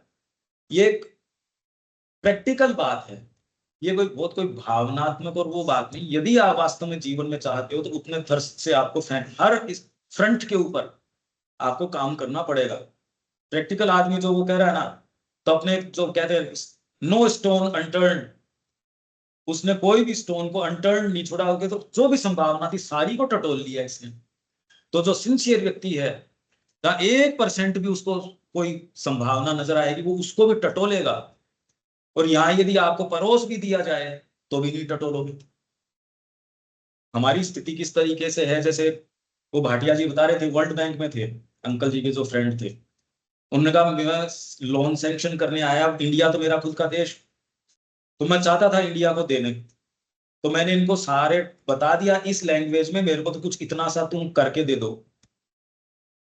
पूरा टाइम दे दिया, क्या मेरे को ये करके नहीं दे सके। मैं चाह रहा हूं तो भी ये मतलब सरकार करके ही नहीं दे मेरे को। अच्छा मैं बाद में चाइना गया, मैं उनको देना नहीं चाहता, मैंने उनके सारे रेस्ट्रिक्शंस लगा दिए, ऐसी शर्तें लगा दी कि जो संभव नहीं है। टाइम फ्रेम इतना कर दिया, उस पर नहीं कर सकते। उन्होंने कहा पूरे देश को लगा दिया इस काम में। मैं नहीं चाहते हुए दे के आना पड़ा, और यहां चाहता हूं तो नहीं दे सका। तो बात तो दूसरी हो गई। यहां अगर माँ आपके सामने परोस भी देगी, क्या कर लोगे? तो सारी चीज अपन कर रहे हैं, एक्टिविटी भी कर रहे हैं, सब काम कर रहे हैं, तो परोस भी दिया जाए तो हमारी स्थिति तो ये है, स्पेशली भारतीयों की तो ये है इस तरीके से। उन्होंने कहा यार मत, यहाँ देना चाह रहा था, तैयार ही नहीं है। रिपोर्ट बनाने को कह दो, एक चाहे कितने अच्छे पढ़े लिखे हो, रिपोर्ट सही नहीं बना के देते आपको। कॉपी करेंगे, पेस्ट करेंगे, और अब तो एआई आ गया।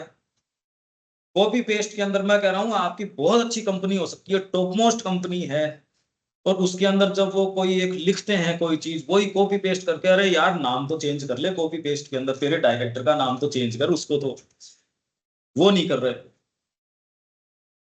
फिर कहे हम साधना कर लेंगे, और दूसरे को बताते भी भगवान ऐसे मिलेंगे ऐसे मिलेंगे, वो ज्ञान वो देंगे उसको। ये देखो आप, बाह्य परिस्थितियों के दबाव द्वारा या आंतरिक आवश्यकता के द्वारा भी इस तक आ सकती है, या इस तक धकेली जा सकती है। ऐसा किसी एक ही शब्द द्वारा भी साधित हो सकता है जो मन के आवरण को तोड़ देता है, या सुदीर्घ चिंतन द्वारा, या किसी ऐसे व्यक्ति के सुदूर दृष्टांत द्वारा जो पथ पर चल चुका हो, अथवा उसके नित्य प्रभाव एवं संस्पर्श द्वारा भी हो सकता है। और इसके डीपर कारण है। वो कारण खोलने के लिए तो अपन जो सुबह पढ़ रहे हैं, जब तक उतना गहराई से तार तार नहीं खोला जाए, ये समझ में आ ही नहीं सकता। उसके कारणों को जब तक आप जो आपके लेयर्स को जो आपके उनको नहीं समझोगे, तो सारी चीज तो अंधकार में पड़ी रहेगी। हमारी जो सबलिमिनल लेयर्स हैं, सबकॉन्शियस लेयर्स हैं, उनकी वर्किंग है, आपके मनस की वर्किंग है, इंद्रियों की वर्किंग है, बुद्धि की वर्किंग है, इसमें है ट्रांसफॉर्मेशन या उनका प्योरिफिकेशन।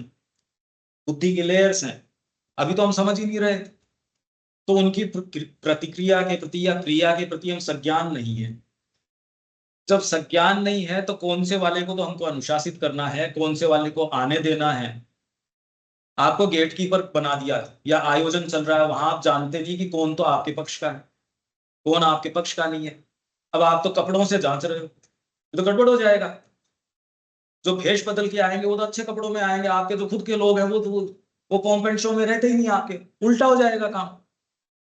तो जो आपके खुद के लोग हैं उनको तो निकाल दोगे बाहर, और जो भेष बदल के आएंगे उनको करोगे भीतर। यही हो रही है हमारे साथ।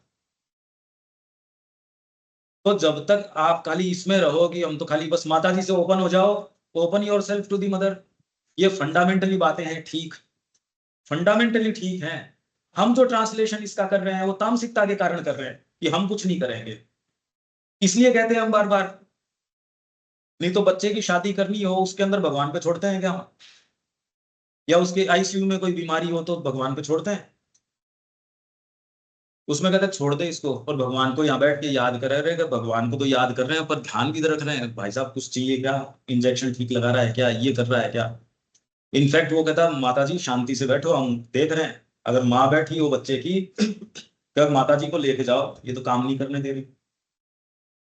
माता जी पहले कहती थी भगवान का ही देखना चाहिए, भागवत सुननी चाहिए, ये करनी चाहिए, तो माता जी का बच्चा वहां हो ना, तब वो डॉक्टर कहता माता जी को थोड़ा सा इधर लेके जाओ, काम नहीं करने दे रही। तो समय बता देगा आपको, जहां आपका इन्वेस्टमेंट होगा किसी भी स्तर का। तो ऐसे व्यक्ति के सुदूर दृष्टांत द्वारा जो पथ पर चल चुका हो, अथवा उसके नित्य प्रभाव एवं संस्पर्श द्वारा भी हो सकता है। साधक की प्रकृति तथा परिस्थितियों के अनुसार ही यह आह्वान आएगा, परंतु जिस भी तरीके से आए, इसके साथ ही मन तथा संकल्प शक्ति का निर्णय और उसके परिणाम स्वरूप पूर्ण तथा प्रभावी आत्मोत्सर्ग भी आवश्यक है। यही बात हम शुरू से मार्क्स से करते आ रहे हैं। सत्ता में एक नूतन आध्यात्मिक विचार शक्ति की स्वीकृति। पहले वाले आप टटोलोगे वो चली गई चीज। पहले वाली वर्किंग को आप टटोलते हो, वो नहीं है, और वो आपको अब काम नहीं दे सकती। हम सब में एस्पिरेशन है, आप पहले वाली चीजों को क्यों पकड़ रहे हो? चली गई, और अच्छी बात है चली गई, जानी भी चाहिए। तो वो पहले ही वाली बातें उन्होंने आपको एक जगह पहुंचा दिया, पर यार एक स्टेज पे आपको बस लेके चली जाती है, उसके थोड़ी चिपटे रहेंगे। वो अच्छी थी या जैसी भी थी, उसने आपको एक किसी स्पॉट के ऊपर छोड़ दिया, अब उसी के चिपक रहे हैं। आपने कुछ पढ़ा, वही उदाहरण, मैं तो लोगों को देखता हूँ यार, वही उदाहरण, वही सारी चीजें, अरे तू फ्रेश हुआ है नहीं हुआ है? यार हम सबकी प्रॉब्लम है ये, वही अनुभव के चिपटे हुए, चाहे वो नेगेटिव हो और चाहे पॉजिटिव हो। इनफैक्ट पॉजिटिव से ज्यादा नेगेटिव के चिपके रहते हैं। इस आदमी ने तो ऐसा कहा था, ध्यान रखना इसका, यहाँ ये अच्छा हुआ था। आप फिर जाके वहां वही चीज टटोल रहे हो, और है ही नहीं वो स्थिति आप तो ये नूतन जो चीज है ना, नूतन आध्यात्मिक विचार शक्ति की स्वीकृति एवं ऊर्ध्व अभिमुखता। तो नूतन कब होगा? जब ये कहोगे कि माँ आप जो चाह रही हो, नहीं नूतन कैसे होगा ये बताओ मेरे को। नूतन का आधार क्या होगा? नूतन कोई चीज, अगर आप जानते हो उस चीज को तो नूतन तो नहीं भी। अगर आपके ही सोच समझ से हो रही है तो नूतन कहाँ हुई? इसलिए नूतन नहीं होती, क्योंकि आपको सेफ भी नहीं लगता नूतन चीज। जो जाने माने मार्ग नहीं है उस पर आप नहीं जाओगे। आप सेल्फ ड्राइविंग पे जा रहे हो, या तो जीपीएस लगाओगे, या ऐसा कोई सेंसिटिव टेरेन, आप कभी नहीं जाओगे। तो जब तक समर्पण माँ को करते नहीं, इसलिए व्यक्ति जाता नहीं। वो अपने उन्हीं अभ्यस्त मार्गों के ऊपर और दूसरे गाड़ी चेंज कर लेगा, या और चीजें चेंज, मार्ग हो ही रहेंगे। उन साधनों संसाधनों को शायद बदल के आप कहते हो अब मैं जगत को बेटर समझता हूँ, अरे तेरी उम्र हो गई, बेटर क्या समझता है? बस, और कोई फर्क नहीं पड़ा। इसको कहने से इस तरीके से काम निकलता है यार, चिल्लाने से नहीं, ऐसे कहने से हो जाएगा। तो कोई ये थोड़ी कि आपकी प्रकृति कोई भागवत प्रकृति हो गई। विवेकानंद जी को हेल सिस्टर्स कहती थी, भैया ये चिल्लाया मत करो आप, ये आपको जान से मार डालेंगे। हेल सिस्टर्स थी, उन्होंने कहा मैं नहीं कर सकता ये काम, मैं ये सोच के बोलूंगा क्या? आप उनके देश में खड़े हो और उनको ये कहो कि प्रशांत महासागर के नीचे का जितना कीचड़ है तुम्हारे चेहरों पे डालूं मैं, तो तुमने जो किया है उसका मैं 100वां हिस्सा भी उतना नहीं करूंगा जो तुम्हारे क्रिश्चियन मिशनरीज ने किया है। ये बात हम नहीं खड़े होके कह सकते। अगर कोई आयोजन हम खुद ऑर्गेनाइज कर रहे हैं, पैसा दे रहे हैं, उसमें खड़े होके नहीं कह सकते तुम वेद के ऊपर कह क्या रहे हो, ये क्यों हमको ही नहीं पता। वो वहां खड़े होके ये कह रहे थे, उनको तो हेल सिस्टर कह रही भैया मार डालेंगे आप, बहुत खराब लोग हैं। और उन्होंने कहा भी, विवेकानंद जी ने, इन्होंने मेरी हेल्थ तोड़ दी। पढ़ो ये साहस और प्रेम उसमें। इन्होंने जितना कमिटमेंट पैसे का किया था, काम तो इतना लिया मेरे से, खून पी गए मेरा, पैसा दिया नहीं। मेरी माँ के लिए मैं ये आश्रम बना दूं तो मेरे को पैसा मिल जाएगा। हेल्थ तोड़ दी इनकी एकदम। तो इन्होंने कहा मेरे नर्वस कमजोरी आ गई पूरे मेरे लिए, इसको मैं सही करने के लिए बरसों लगेंगे होती, नसें टूट गई उनकी। तो जिन्होंने काम किया है लोग अलग है, पढ़ो आप इनका, नजदीक से पढ़ो ये क्या कह रहे हैं, इनकी जीवनी को पढ़ो तो सही है। जो दिखने में एक चीज होती है, आप जो ट्रांसलेशन कर लेते हैं आध्यात्मिक जीवन का और का, वो उस तरीके से नहीं। विवेकानंद जी का वर्णन तो ये इनके अंतरंग है, वही करेंगे, और दूसरा कैसे करेगा? पढ़ो सिस्टर निवेदिता क्या कह रही है, इतना अंतरंग वर्णन करिए एक एक शब्द, क्योंकि आप अटकोगे भी नहीं उन शब्दों के ऊपर, अब तो पास पाई कर जाएंगे, ऐसों पे अटकेंगे। भाई संगीतकार संगीत में अटकेगा, व्यापारी व्यापार में अटकेगा, दूसरा दूसरे में, संसारी संसार की डिटेल में अटक जाएगा। आप चाह के भी क्या कर लोगे? पढ़ लो चाहे। समस्या यहाँ आ रही है, आप ठीक है पढ़ लिया मैंने, क्या पढ़ लिया? पढ़ा तो है ही अपन ने मां श्री अरविंद को। सत्ता में ये हो जाएगा ऊर्ध्व अभिमुखता। ऊर्ध्व अभिमुख इस तो जितनी भी है, विज्ञान भी ऊपर से ऊपर बात करेगा तो भी है, फिजिकल कंफर्ट की बात करेगा, उससे ज्यादा आगे नहीं जा रहा है। एआई भी आके आपको कोई दिव्यता में थोड़ी लेके जा रही है। क्या क्या करेगी आपके जीवन को भी? ये और साधन संसाधन से इक्विप कर देंगे, पर और निकम्मा बना देंगे आपको, एकदम मूर्ख बना देंगे। व्यक्ति ने स्वयं पढ़ने की और की कोई, आप देखो तो सही क्या कर रही है। ज्ञान का प्रकाश एक ऐसा दिशा परिवर्तन या रूपांतर जिसे इच्छा शक्ति व हृदय की अभिप्सा अधिग्रहित कर ले। यह एक ऐसा महान कृत्य है जिसमें वे सभी परिणाम बीज रूप में निहित होते हैं जो योग से प्राप्त होने हैं। किसी सुदूर उच्चता के प्रति मात्र विचार या बौद्धिक जिज्ञासा, चाहे मन की रुचि द्वारा उसे कितने भी प्रबल रूप में पकड़ा गया हो, तब तक प्रभावहीन रहती है। बौद्धिक जिज्ञासा, अभी तो जिज्ञासा तो ये विशेष तो है नहीं, जिज्ञासा मतलब तो या परमात्म तत्व को जाने, ये है जिज्ञासा। हमारे तो कौन सी ऐसी तो लगता नहीं ये जिज्ञासा ऐसा सच है। अपने तो ये है कि भूखे पेट तो भजन थोड़ी हो रही गोपाला, तो पहले तो उसकी व्यवस्था करो और वो पेट भी बढ़ता जाता है। समस्या तो ये है ना, वगैरह यार मेरा पेट बड़ा है और वो बढ़ता जाता है, तो वाइटल है। भौतिक पेट तो जो है सो है, वाइटल का तो कोई इनसेटिएबल थर्स्ट है उसकी, वो बढ़ती जाती है। आप ये कह रहे हो ये मेरा ये हो जाएगा तब भगवान का काम करूंगा, आप बेटे की शादी हो जाएगी तो करूंगा, अरे नहीं नहीं पोते हो गए अब करूंगा, इनसे थोड़ी होता है कोई। ये तो हम रात दिन देख ही रहे हैं ये चीजें।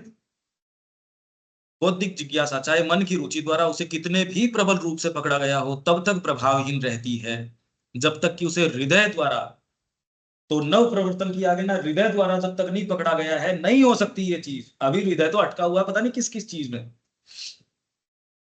एकमात्र वांछनीय वस्तु तथा इच्छा द्वारा, शक्ति द्वारा एकमात्र करणीय कार्य के रूप में दृढ़ रूप से नहीं पकड़ लिया जाता।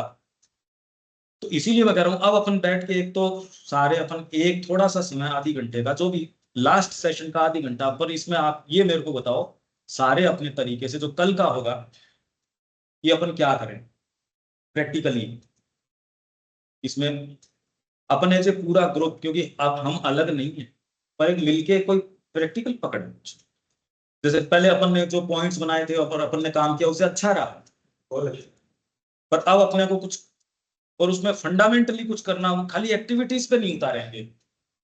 आप महसूस करके नहीं आए तो नहीं आए भी, अब मान लो नहीं उत्तर आए तो इसमें कोई दबाव की बात नहीं है, पर हम चाहते हैं, हम सारे चाहते हैं देखो उसके लिए फंडामेंटली जीवन को परिवर्तित करना। और आप ये महसूस करके कि यार चाहे मेरे लिए करना तो देख मेरी प्रकृति विद्रोह करेगी इसका, नहीं तो एक्टिविटी में आपकी प्रकृति विद्रोह नहीं करेगी, वो तो अच्छा लगेगा आपको, हाँ क्योंकि भान हो जाएगा हम कुछ कर रहे हैं, थकान आ जाएगी और चीजें आ जाएगी, पर वो चीज उसमें प्रकृति विद्रोह करेगी क्योंकि जड़ तो उसमें कटेगी उसकी। आपका स्वामित्व का अधिकार जब दूसरे के हाथ में दोगे तब दिक्कत आएगी, उससे पहले कुछ भी करते रहो। हाँ भाई मेरे खेत पे आयोजन कर ले उससे क्या है, पर खेत की रजिस्ट्री जब उसके नाम करवाते हो तब आएगी दिक्कत, उससे पहले और चाहे कुछ भी करते रहो।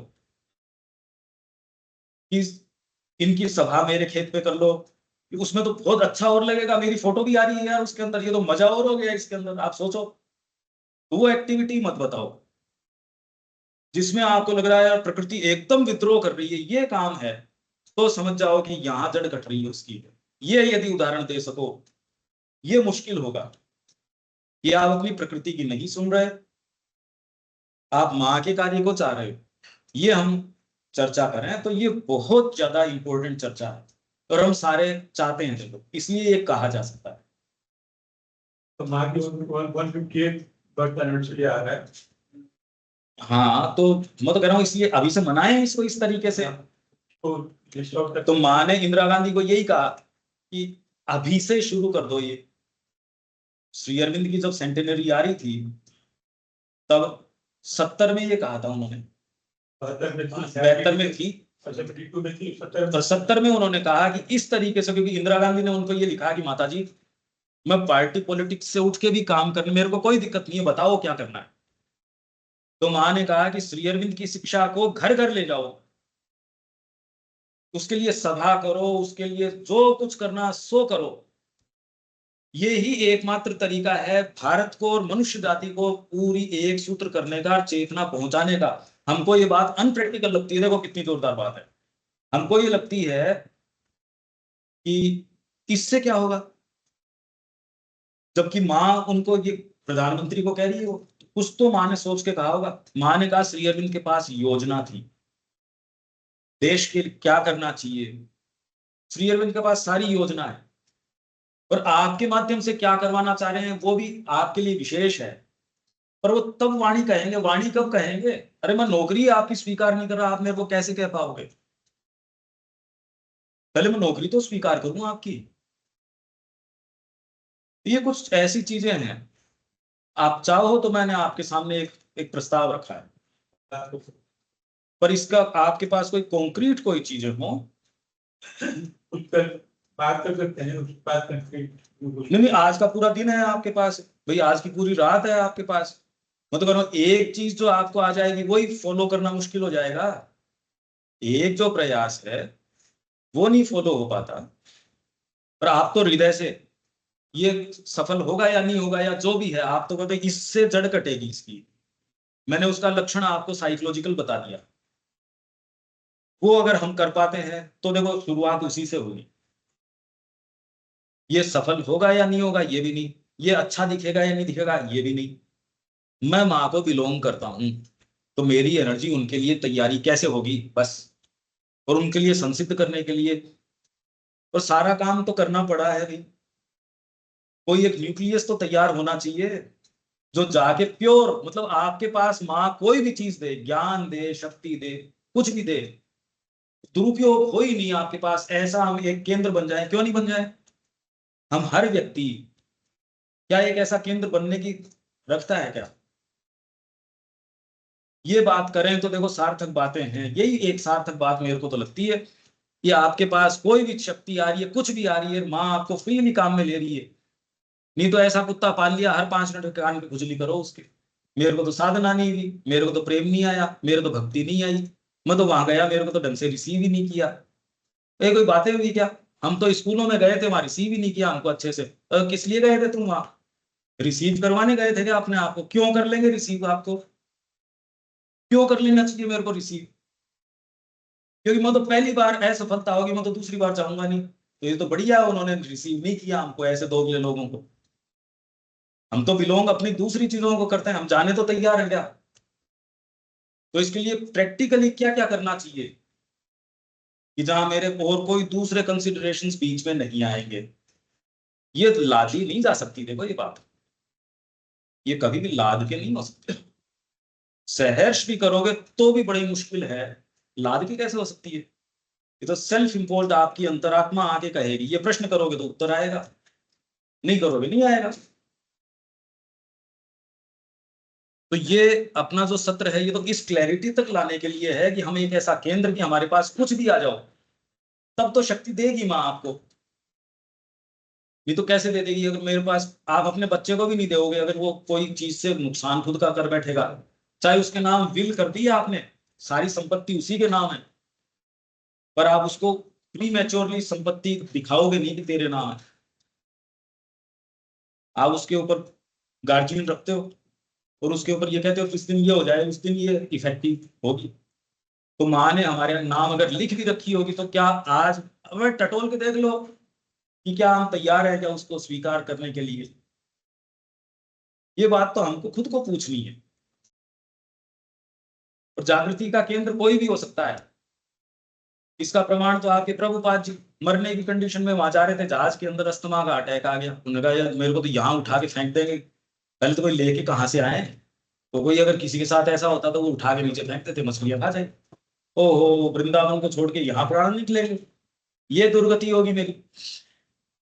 भगवान ने कहा ना, 10-12 साल में पूरे विश्व में फैल गया। व्यक्तियों आपके पूरे सरकार का, आपके मतलब कोई कोलिशन की सरकार नहीं हो, पूरा क्लियर मैंडेट की सरकार हो तो भी कर लो क्या आप कुछ, क्या कर लो आप। जो आपके क्रांतियां आती वो यहां से आती हैं, और हम में से हर जना सक्षम है इस क्रांति को लाने के लिए। डिपेंड करता है आप अपना हृदय दे पाओ। तो हमको ये इस बारे में बात करनी चाहिए, ये करेंगे तो सार्थक है सारी चीज। जीना और एकीकृत एकनिष्ठता की मांग करता है। योग के द्वारा अपेक्षित यह एक ऐसा महान परिवर्तन है जो किसी विभक्त इच्छा शक्ति द्वारा या ऊर्जा के स्वल्प अंश के द्वारा या फिर संकुचाते हुए मन द्वारा साधित नहीं हो सकता। जो भगवान को पाना चाहता है उसे स्वयं को भगवान के प्रति और केवल भगवान के प्रति उत्सर्ग करना होगा। और हम ये करते हैं। अब हम ये संकल्प करेंगे इसको, और इस संकल्प को और रिन्यू करेंगे। इसमें तो मेरे आपके कहे बिना भी मैं जानता हूं आपकी सबकी पुकार भी यही है। इसमें आपको हाँ ना करने की भी जरूरत नहीं है। आपके बिहाफ पे इतना तो मैं कह सकता हूँ। हाँ, पर प्रैक्टिकली क्या करना है, ये मैं थोप नहीं सकता। ये हम एकजुट होके क्या करें वो आप गाइड कीजिए। यदि परिवर्तन किसी अदम्य प्रभाव के द्वारा एकाएक और सुनिश्चित रूप में संपन्न हो जाए तो फिर अन्य कोई मूलभूत या स्थायी कठिनाई नहीं रह जाती। मार्ग का चयन विचार के बाद ही या उसके साथ ही साथ हो जाता है और चयन के बाद सहज रूप से आत्मोत्सर्ग हो जाता है। चरण पहले ही मार्ग पर दृढ़ता से रखे जा चुके होते हैं, चाहे प्रारंभ में वे अनिश्चित रूप से भटके हुए ही प्रतीत क्यों न हो। इनफैक्ट शुरू में नहीं, लास्ट तक भी पता ही नहीं लगता ये करवा क्या रहे हैं मेरे से। अर्जुन तो था ही भगवान कृष्ण के साथ, विश्व रूप दर्शन दिखाया, तब कहा हो मेरी गलती हो गई, मैं आपको क्या समझ रहा था। किसी ने भी आज तक नहीं पहचाना। विवेकानंद जी ने रामकृष्ण जी को नहीं पहचाना, वह हरि बाबा के पास चले गए दीक्षा लेने के लिए। मतलब और किसकी बात करोगे? जो श्री अरविंद कह रहे हैं कि बुद्ध से पूर्व 2000 वर्ष की आध्यात्मिकता को एक व्यक्तित्व में समाहित कर दिया रामकृष्ण जी ने। क्या इंटेंसिटी थी, क्या जबरदस्त बात थी। देखो आप, उसको वो व्यक्ति, और वो कह रहा मैं इसको सतलोक से उतार के लेके आया हूं, मेरा पार्षद है, और इसको ये पता नहीं है कि ये कौन है। जिस दिन पता लग जाएगा तब रहेगा नहीं है। तो उनको पूछा एक दिन, फिर बाद में उनको पूछते रहते थे बीच बीच के अंदर चुपके से, जो आप जानते हो, चाहे वो मजाक में पूछते हो, कि उनके तो बेचारों के खटका तो रहे ही। एक दिन कहा हाँ मैं जानता हूँ। अब आश्रम में बात फैल गई, ठीक है ये पहचान ले अपने आप, अब नहीं रहेंगे। इतने छोटे सी उम्र के अंदर वो जो काम करके गए, आप सोचो तो सही। और फिर भी मैं आज सुबह उनके पढ़ रहा था, जब उनकी बहन मरी, जिंदगी भर ये टीस, और जब जिंदगी तो जितनी भी थी तो बहुत गहराई से ये टीस रही। आप ये भी कैरी कर सकते हो, क्या कहो, कामना, परिवार से आसक्ति, ये जिस तरीके से कही जाती है ये बातें अलग हैं। इसलिए इन अगर इनको सोचोगे तो कभी कुछ नहीं हो सकता। फंडामेंटली आप तो रजिस्ट्री करो उनके नाम, आप उसके नाम दे दो। आप अपनी जमीन में चूहों से और से क्यों माथापच्ची कर रहे हो? भूमि उनके नाम कर दो, वो पूरे सक्षम है उन चूहों से क्या करना है, या वो खराब से खराब टेररिस्ट से भी क्या करना है वो जानते हैं। आप तो स्वामित्व का अधिकार दो कि आप है, आपका है, और इसको सतत इसी चीज का अगर है तो वो टटोल लेगा आपको। इससे ही आपके जो स्वत्व है उसकी जड़ कटेगी, उसके अलावा किसी चीज से नहीं कट सकती। आप सारे योग कर सकते हो, तो हमने पढ़ी थी, पिछली से पिछली बार पढ़ रहे थे हम। आप अष्टांग योग कर सकते हो, कोई दिक्कत नहीं, उससे जड़ नहीं कटती। मजा और आ जाता उनको वाइट लिखा, अरे अब तो कुछ हाथ लगा है मेरे, अब तो मैं आगे पीछे की बता देता हूँ इनकी। इनफैक्ट आगे ये होने वाला है, इनके लिए गाड़ी मैंने यूं इशारे मात्र से तय हो गई। प्रकृति को यूं करता हूँ वहां बारिश हो जाती है। अब मेरे को कोई समझा सकता है क्या? चरण पहले ही मार्ग पर दृढ़ता से रखे जा चुके होते, चाहे प्रारंभ में वे अनिश्चित रूप से भटकते हुए प्रतीत क्यों न हो, और चाहे स्वयं मार्ग भी धुंधले रूप से ही क्यों न दिखाई देता हो। नहीं दिखाई देता, बहुत स्लो चलता है। कहने में तो है कि पदार्पण कर लो, करो क्या? अब मैं कह के जाऊंगा आपको और आप कह नहीं अब सेंटर में रुकेंगे, अब तो सप्ताह में 2 दिन सेंटर भी रुके, अब करूं क्या? पर मैं समस्या तो, क्योंकि जीवन जिस तरीके से चलता है, यूं तो बहुत तेजी से निकल गया जीवन, अगर देखो पीछे मुड़ के तो निकल गया।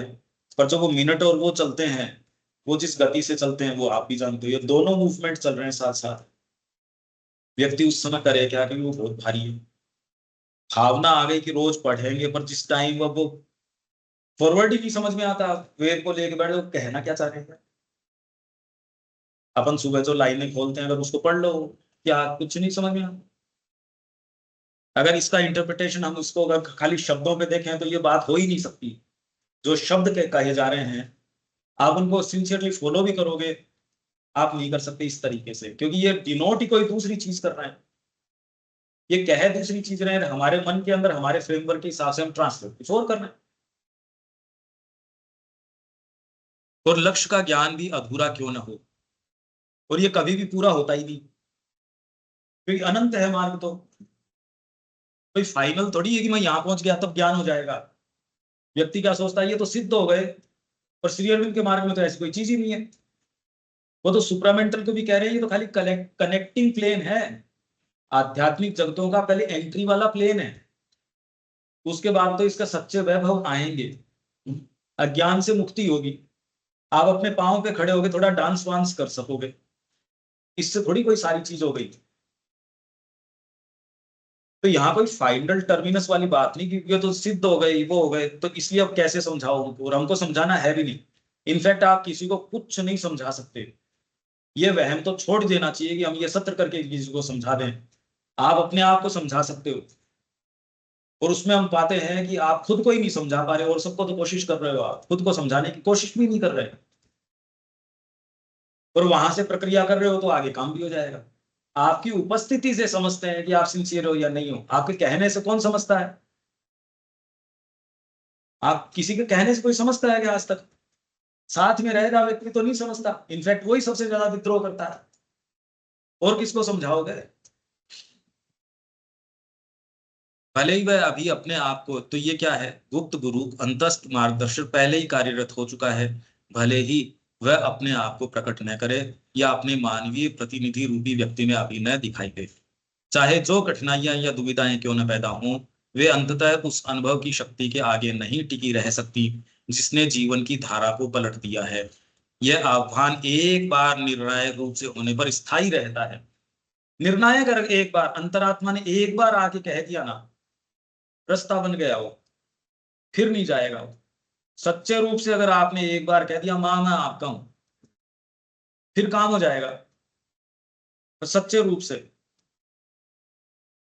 वे अंततः उस अनुभव की शक्ति के आगे नहीं टिकी रह सकती जिसने जीवन की धारा को पलट दिया। यह आह्वान एक बार निर्णायक रूप से होने पर स्थायी रहता है। जो चीज उत्पन्न हो चुकी है उसे अंततः दबाया नहीं जा सकता है। आप पर ये अंततः कोई इस जीवन काल में हो या 10 बाद में हो, ये बात नहीं कह रहे हम, ये कह रहे हैं इसी में होना चाहिए, ये समय सीमा नहीं बता रहे हैं। आपने ये कह दिया, आप भूल गए उसको। इनफैक्ट ये और बुरी बात है, इसलिए अपनी जीवन का सच्चा लक्ष्य में एक फुटनोट है कि आध्यात्मिक नियति कोई ऐसी चीज नहीं है जिसको किसी और दिन के लिए टाल के रखा जा सके। अगर एक बार आ गई, यही प्रभावी होनी चाहिए। अगर आ गई तो किसी और दिन के लिए नहीं। आप पहले जितना चाहो ठिठक सकते हो, रुक सकते हो, विचार कर सकते हो, सारे अपने प्रूडेंस है दुनिया की, वो सारी आप पहले काम में ले लो। पर अगर आप ये कहते हो मां मैं आपका हूं, अब नहीं, नहीं तो उसके बहुत ज्यादा परिणाम हैं, और वो आपके कई जन्मों तक कॉन्सिक्वेंसेस होंगे। ये बहुत ज्यादा गंभीर बात है, और मैं आपको प्रैक्टिकल उदाहरण दे सकता हूं इसके। जीवन में इतनी जो विभीषिका आ जाती है, इसकी क्या बताएं। मुड़ सकता ही नहीं आदमी वहां से, और उससे बुरी बात यह कि उसको पता ही नहीं लगता। पता लग जाए तब तो मान लो अंदर से अंतरात्मा हुकार करके गए यार कहाँ ये गड़बड़ हो गया, तब तो प्रार्थना भी कर ले। बुरी बात यह है कि उसको पता ही नहीं लगता। कितने लोग हैं वो पलट के कहते हैं हम एक ऐसे क्रॉस रोड के ऊपर थे, आज वो देख रहे हैं वो पोर्टल खुला, जैसे हम ये कृष्ण की कहानियां पढ़ते हैं। उस समय एक चीज थी, आप सबके साथ एक समय ऐसा आया कि अभी निर्णय कर ले, दे दे। उस समय कोई कंसिडरेशन ने आपके वो रोक लिया, अब आप इंतजार कर रहे हो यार, वो कन्विक्शन क्यों नहीं आ रहा? अगर वो कर पाते तो जैसे आपके कोई फेरी आई लेने के लिए तो यार, और उसमें बैठ जाते तो आपके साथ दूसरी स्थितियां लागू होती कि अरे उस समय तो कितने कितने लोग हैं, वो एक स्कीम चली थी उन्होंने लाभ उठा लिया, अब तो यार एक ही बार आई थी, अब तो नहीं आ रही।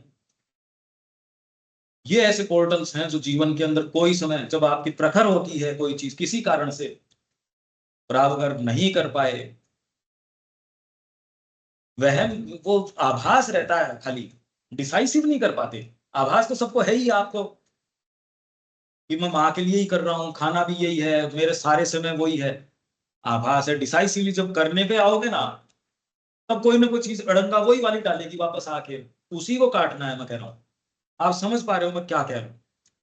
आभास तो रह ही रहा है सारे समय, पर जब एक्चुअल सिग्नेचर करने की बारी आती है, उसमें कोई ना कोई दिक्कत हो जाती है। चेयर गायब हो जाएगी, पेन गड़बड़ आ जाएगा, शाई नहीं रहेगी, तो वो कागज का कागज ही रह रहा, डॉक्यूमेंट नहीं बन रहा अभी तक। बहुत अच्छी छपाई है, कागज हैंडमेड है, प्रिंटर बहुत अच्छा है, सारी बातें हैं। आपने भावना से माता जी को बुला भी लिया, ये भी कर लिया, वो सारी जो मतलब कागज भी बढ़िया है, शाई भी बढ़िया है, प्रिंटिंग भी बहुत अच्छी है, कैलीग्राफी में लिखा हुआ। अरे छोड़ ये बातें, उस पे तो तू वो ठप्पा लगवा, डॉक्यूमेंट तो उससे बनेगा। अब ये सारी कमियां गई आई, आपकी स्पेलिंग मिस्टेक भी है वो भी गई आई, नहीं सुधारते रहो स्पेलिंग अपने डॉक्यूमेंट की, डॉक्यूमेंट तो बनानी हो। आप तो समझते हो डॉक्यूमेंट कब बनता है, हम डॉक्यूमेंट बनाने पे ध्यान नहीं दे रहे, छपाई पे ध्यान दे रहे हैं। कागज कैसा होना चाहिए, व्यक्ति कौन लेके आना चाहिए, संदूक में रखना है, अरे यार छोड़ ये डिटेल, तू तो साइन करवा इसके ऊपर जल्दी से, तब डॉक्यूमेंट बनेगा। ये चला जाएगा नहीं अफसर, बड़ी मुश्किल से खोजा है इसको।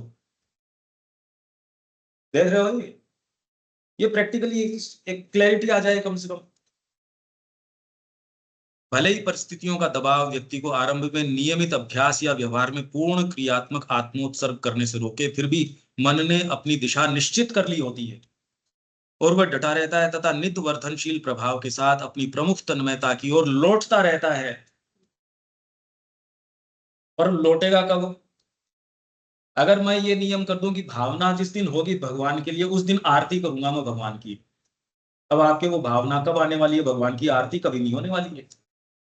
कहो भावना होगी नहीं होगी, आरती तो इस समय पे होगी, तो भावना आनी भी शुरू हो जाएगी। और ये तो भावना आएगी तो आरती करूंगा, तो भगवान के तो कुछ और ही होने वाला है, आप तो आरती नहीं करने वाले। प्रैक्टिकल आदमी तो ये कहेगा भावना आती रहेगी, मैं तो ये काम करूंगा माता जी का, वो जड़ काट देगा आपकी कि ये तो करूंगा, वो नहीं करोगे तो नहीं होगा। आंतर सत्ता में एक अजय दृढ़ता होती है और उसके साथ उसके समक्ष अंत में परिस्थितियां शक्तिहीन हो जाएंगी। आपकी जितनी भी परिस्थितियां, जिसको क्या करें, हम तो इसलिए नहीं कर पाते, क्या करें, आप तो कर पाते हो, आप आश्रम में हो। अरे यार आश्रम की उसकी बात ही नहीं है, इस वगैरह परिस्थितियां शक्तिहीन, और आश्रम और उसकी बात नहीं है। आश्रम में रह के महान निकम्मा हो सकता है आदमी, इनफैक्ट हो ही जाता है। माँ कह रही है कि the only thing that people do here in आश्रम इज चैटर चैटर चैटर, बक बक करके, क्योंकि इतनी एनर्जी रहती है, चैनलाइजेशन होता नहीं, काम करते नहीं। तो आप ये कर रहे हो, आपको तो वो परिस्थितियां मिली है, मैं कह रहा हूँ ये गड़बड़ है वो परिस्थितियां, इससे कोई फर्क नहीं पड़ जाता कि आप वहां हो इसलिए चैलेंज कम हो गए, हम यहाँ आए तो चैलेंज ज्यादा, कुछ नहीं है इस तरीके का। ये तो नहीं करने के बहाने हैं ये, वहां समस्या और हो जाती है बेचारे के साथ। अरे आपका तो दायित्व नहीं बनता, उसने तो कह दिया कि मैं यहाँ आ रहा हूँ इस काम से, फिर नहीं करता तो कॉन्सिक्वेंस हो रहा है उसके ऊपर। मैं नहीं गया फ्रंट के ऊपर लड़ने के लिए, तो मेरे ऊपर कॉन्सिक्वेंस नहीं है। अब मैं चला गया वहां लड़ने के लिए, अब तो गोलियां ये पूछ के नहीं आएंगी तेरा मन कमजोर है या नहीं है, इनफैक्ट जल्दी और लगेंगी। उसमें तो सतर्कता बरतनी पड़ेगी, ये बातें चलती नहीं उसके अंदर कि देखो मैं अभी तैयार नहीं हूँ, मेरी एक बार रुको रुको रुको, मेरी ड्रेस ठीक नहीं है, मेरा थोड़ा सा ये नहीं है, चलती नहीं ना ये बात। आंतर सत्ता में अजय और उसके समक्ष परिस्थितियां शक्तिहीन हो जाती है तथा प्रकृति कोई भी दुर्बलता अधिक समय तक बाधा बनी नहीं रह सकती है। ये इसके बाद ये देखिए लगातार ये है, इसके बाद में आएगा आमूल परिवर्तन की आवश्यकता। इसके बाद ही है ये आप अपने स्तर के ऊपर क्या किए जाने की आवश्यकता है, हमने पहले पढ़ा था। पर एक ये अच्छी स्टार्ट के लिए कि आज का ये एक बैकग्राउंड बन जाए, ये सारा आप अपने स्तर से देख लीजिए। अब हमारी चर्चा का स्तर देखो, वो ही नहीं रहना चाहिए, हम वो व्यक्ति भी नहीं है, स्थितियां वो नहीं है, सारी चीज चेंज करी है, इससे आगे तो अब नहीं चलते। अब इसमें आपका क्या क्या ऑब्जर्वेशन है वो 2 मिनट 3 मिनट ये ले सकते हैं।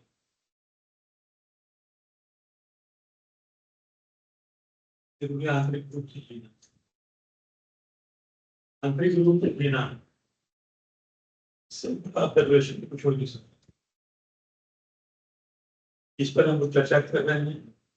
माँ पूछ रही है कि क्या आप हेल्प करेंगे?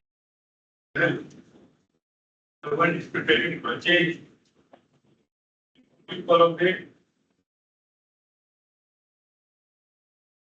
एक दोनों विषय पर बात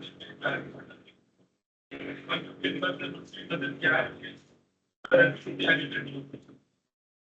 2000 जुलाई में प्रारंभ हो रहा है। मुद्दा अपना बिल्कुल क्लियर नहीं, वो हो चाहे नहीं, और वो 100 साल बाद भी आरंभ हो रहा हो, उनको क्या फर्क पड़ता है।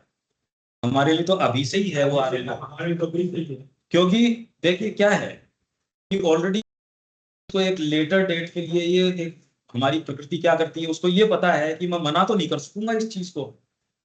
आप में ये क्लैरिटी आ गई कि माँ के कार्य को मैं मना तो नहीं कर सकूंगा, तो वो क्या करता है, उसको दूसरी डेट के लिए पोस्टपोन जरूर कर देता है। वो पोस्टपोन इतने समय तक करता है, वो पोस्टपोन ही कर देता है। और इस दौरान क्या होता है कि निम्न प्रकृति तो आपकी क्रिया कर ही रही है, वो अपनी जड़ें और जमा लेती है, वो लगातार काम कर रही है, क्योंकि काल चक्र तो चल रहा है, काल चक्र सदा गति से निरंतर चल रहा है, तो हमको उससे तेज गति करनी पड़ेगी।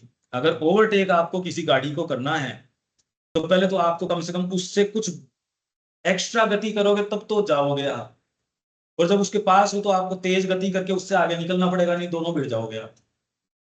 तो अभी जो काल चक्र चल रहा है उससे कैसे जाओगे, सिंसियर व्यक्ति सब टटोल लेगा। तो अपने को तो अब वो मेरे को तो ये बचपन में ये पता नहीं था कि वो शताब्दी कब आएगी या कब नहीं आएगी। वो आती है मेरे लिए तो रोज ही आती है, रोज ही जाती है, वो सारी बढ़िया है। रोज माध्यम बन जाना चाहिए कि आज कितना और ज्यादा दे सकें। तो शताब्दी हो तब की तो तैयारी के लिए आज से रोज देंगे, तब जाके वो बनेगा, नहीं तो हम उस दिन तैयार नहीं मिलेंगे।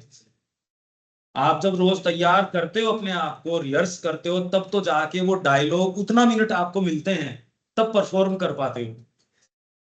1 मिनट की आपकी मीटिंग किसी से होती है, 30 सेकंड की मीटिंग होती है किसी अधिकारी से, व्यक्ति बहुत समझदार है पर वहां जाके मुंह में से आवाज ही नहीं निकलती, ये क्या हुआ। क्योंकि रोज थोड़ी आपकी मीटिंग तय होती है, वो अपना समूह लेके आ जाता, बार बताता नहीं कि ये हुआ, पर खुद तो जानता है ये हुआ मेरे साथ, गोलमोल करके बताता है वो, ये हुआ वो हुआ, दूसरा भाग जाता है कहीं नहीं पाया। कितने लोग बहुत बढ़िया गाएंगे, जब उनको वो मौका आएगा तो वो चूक जाएंगे। तो हमारे लिए मौका आएगा, माँ दस्तक देगी, तो क्या हम तैयार मिल जाएंगे क्या। और वो तब मिलेंगे जब हर क्षण अपन तैयार रहेंगे, नहीं तो किसी दूसरी चीज में रहेंगे। भी मेरे यहाँ खटखटाहट होएगी और मैं यहाँ तैयार नहीं हूं उसको लेने के लिए, मैं किसी और चीज में सोया हुआ हूं, तो मैं इसको तो प्रॉपर उत्तर नहीं दे पाऊंगा। और ये तो ऐसी कोई लगातार खटखटाहट भी नहीं होगी, ये तो जितनी होगी उतनी होगी, या वो होगी या नहीं होगी। हमारे लिए तो ये है कि मेरा सबसे कीमती आगंतुक आने वाला है, हम कैसे कैसे बैठे रहेंगे, पल के बिछाए बैठे रहेंगे। तो हमारे लिए तो माँ तो सबसे ज्यादा, मतलब हम हैं ही वही, तो क्या हम बैठे रहेंगे या उसके एकदम प्रतीक्षा क्या कर, इतना कि एक क्षण इधर से उधर नहीं जाए। वो जब निरंतरता रखोगे, तब जिस क्षण वो आएंगी तब तैयार फूल मिलेंगे, नहीं कहां से मिल जाएंगे। वर्तमान में जो है वही होएगा। हम अपने क्षणों पे क्या कर पाते हैं वो देख लो आप। जब सेंसिटिव चीज होती है, डायलॉग भी बोलने होते हैं, कितना लंबी तैयारी रिहर्स करते हैं ना, और फिर भी बोल पाओ तो बड़ी बात है। तो मां आ जाएंगी, इसलिए the lamp has been kept trimmed, hour of God के अंदर है ना वो,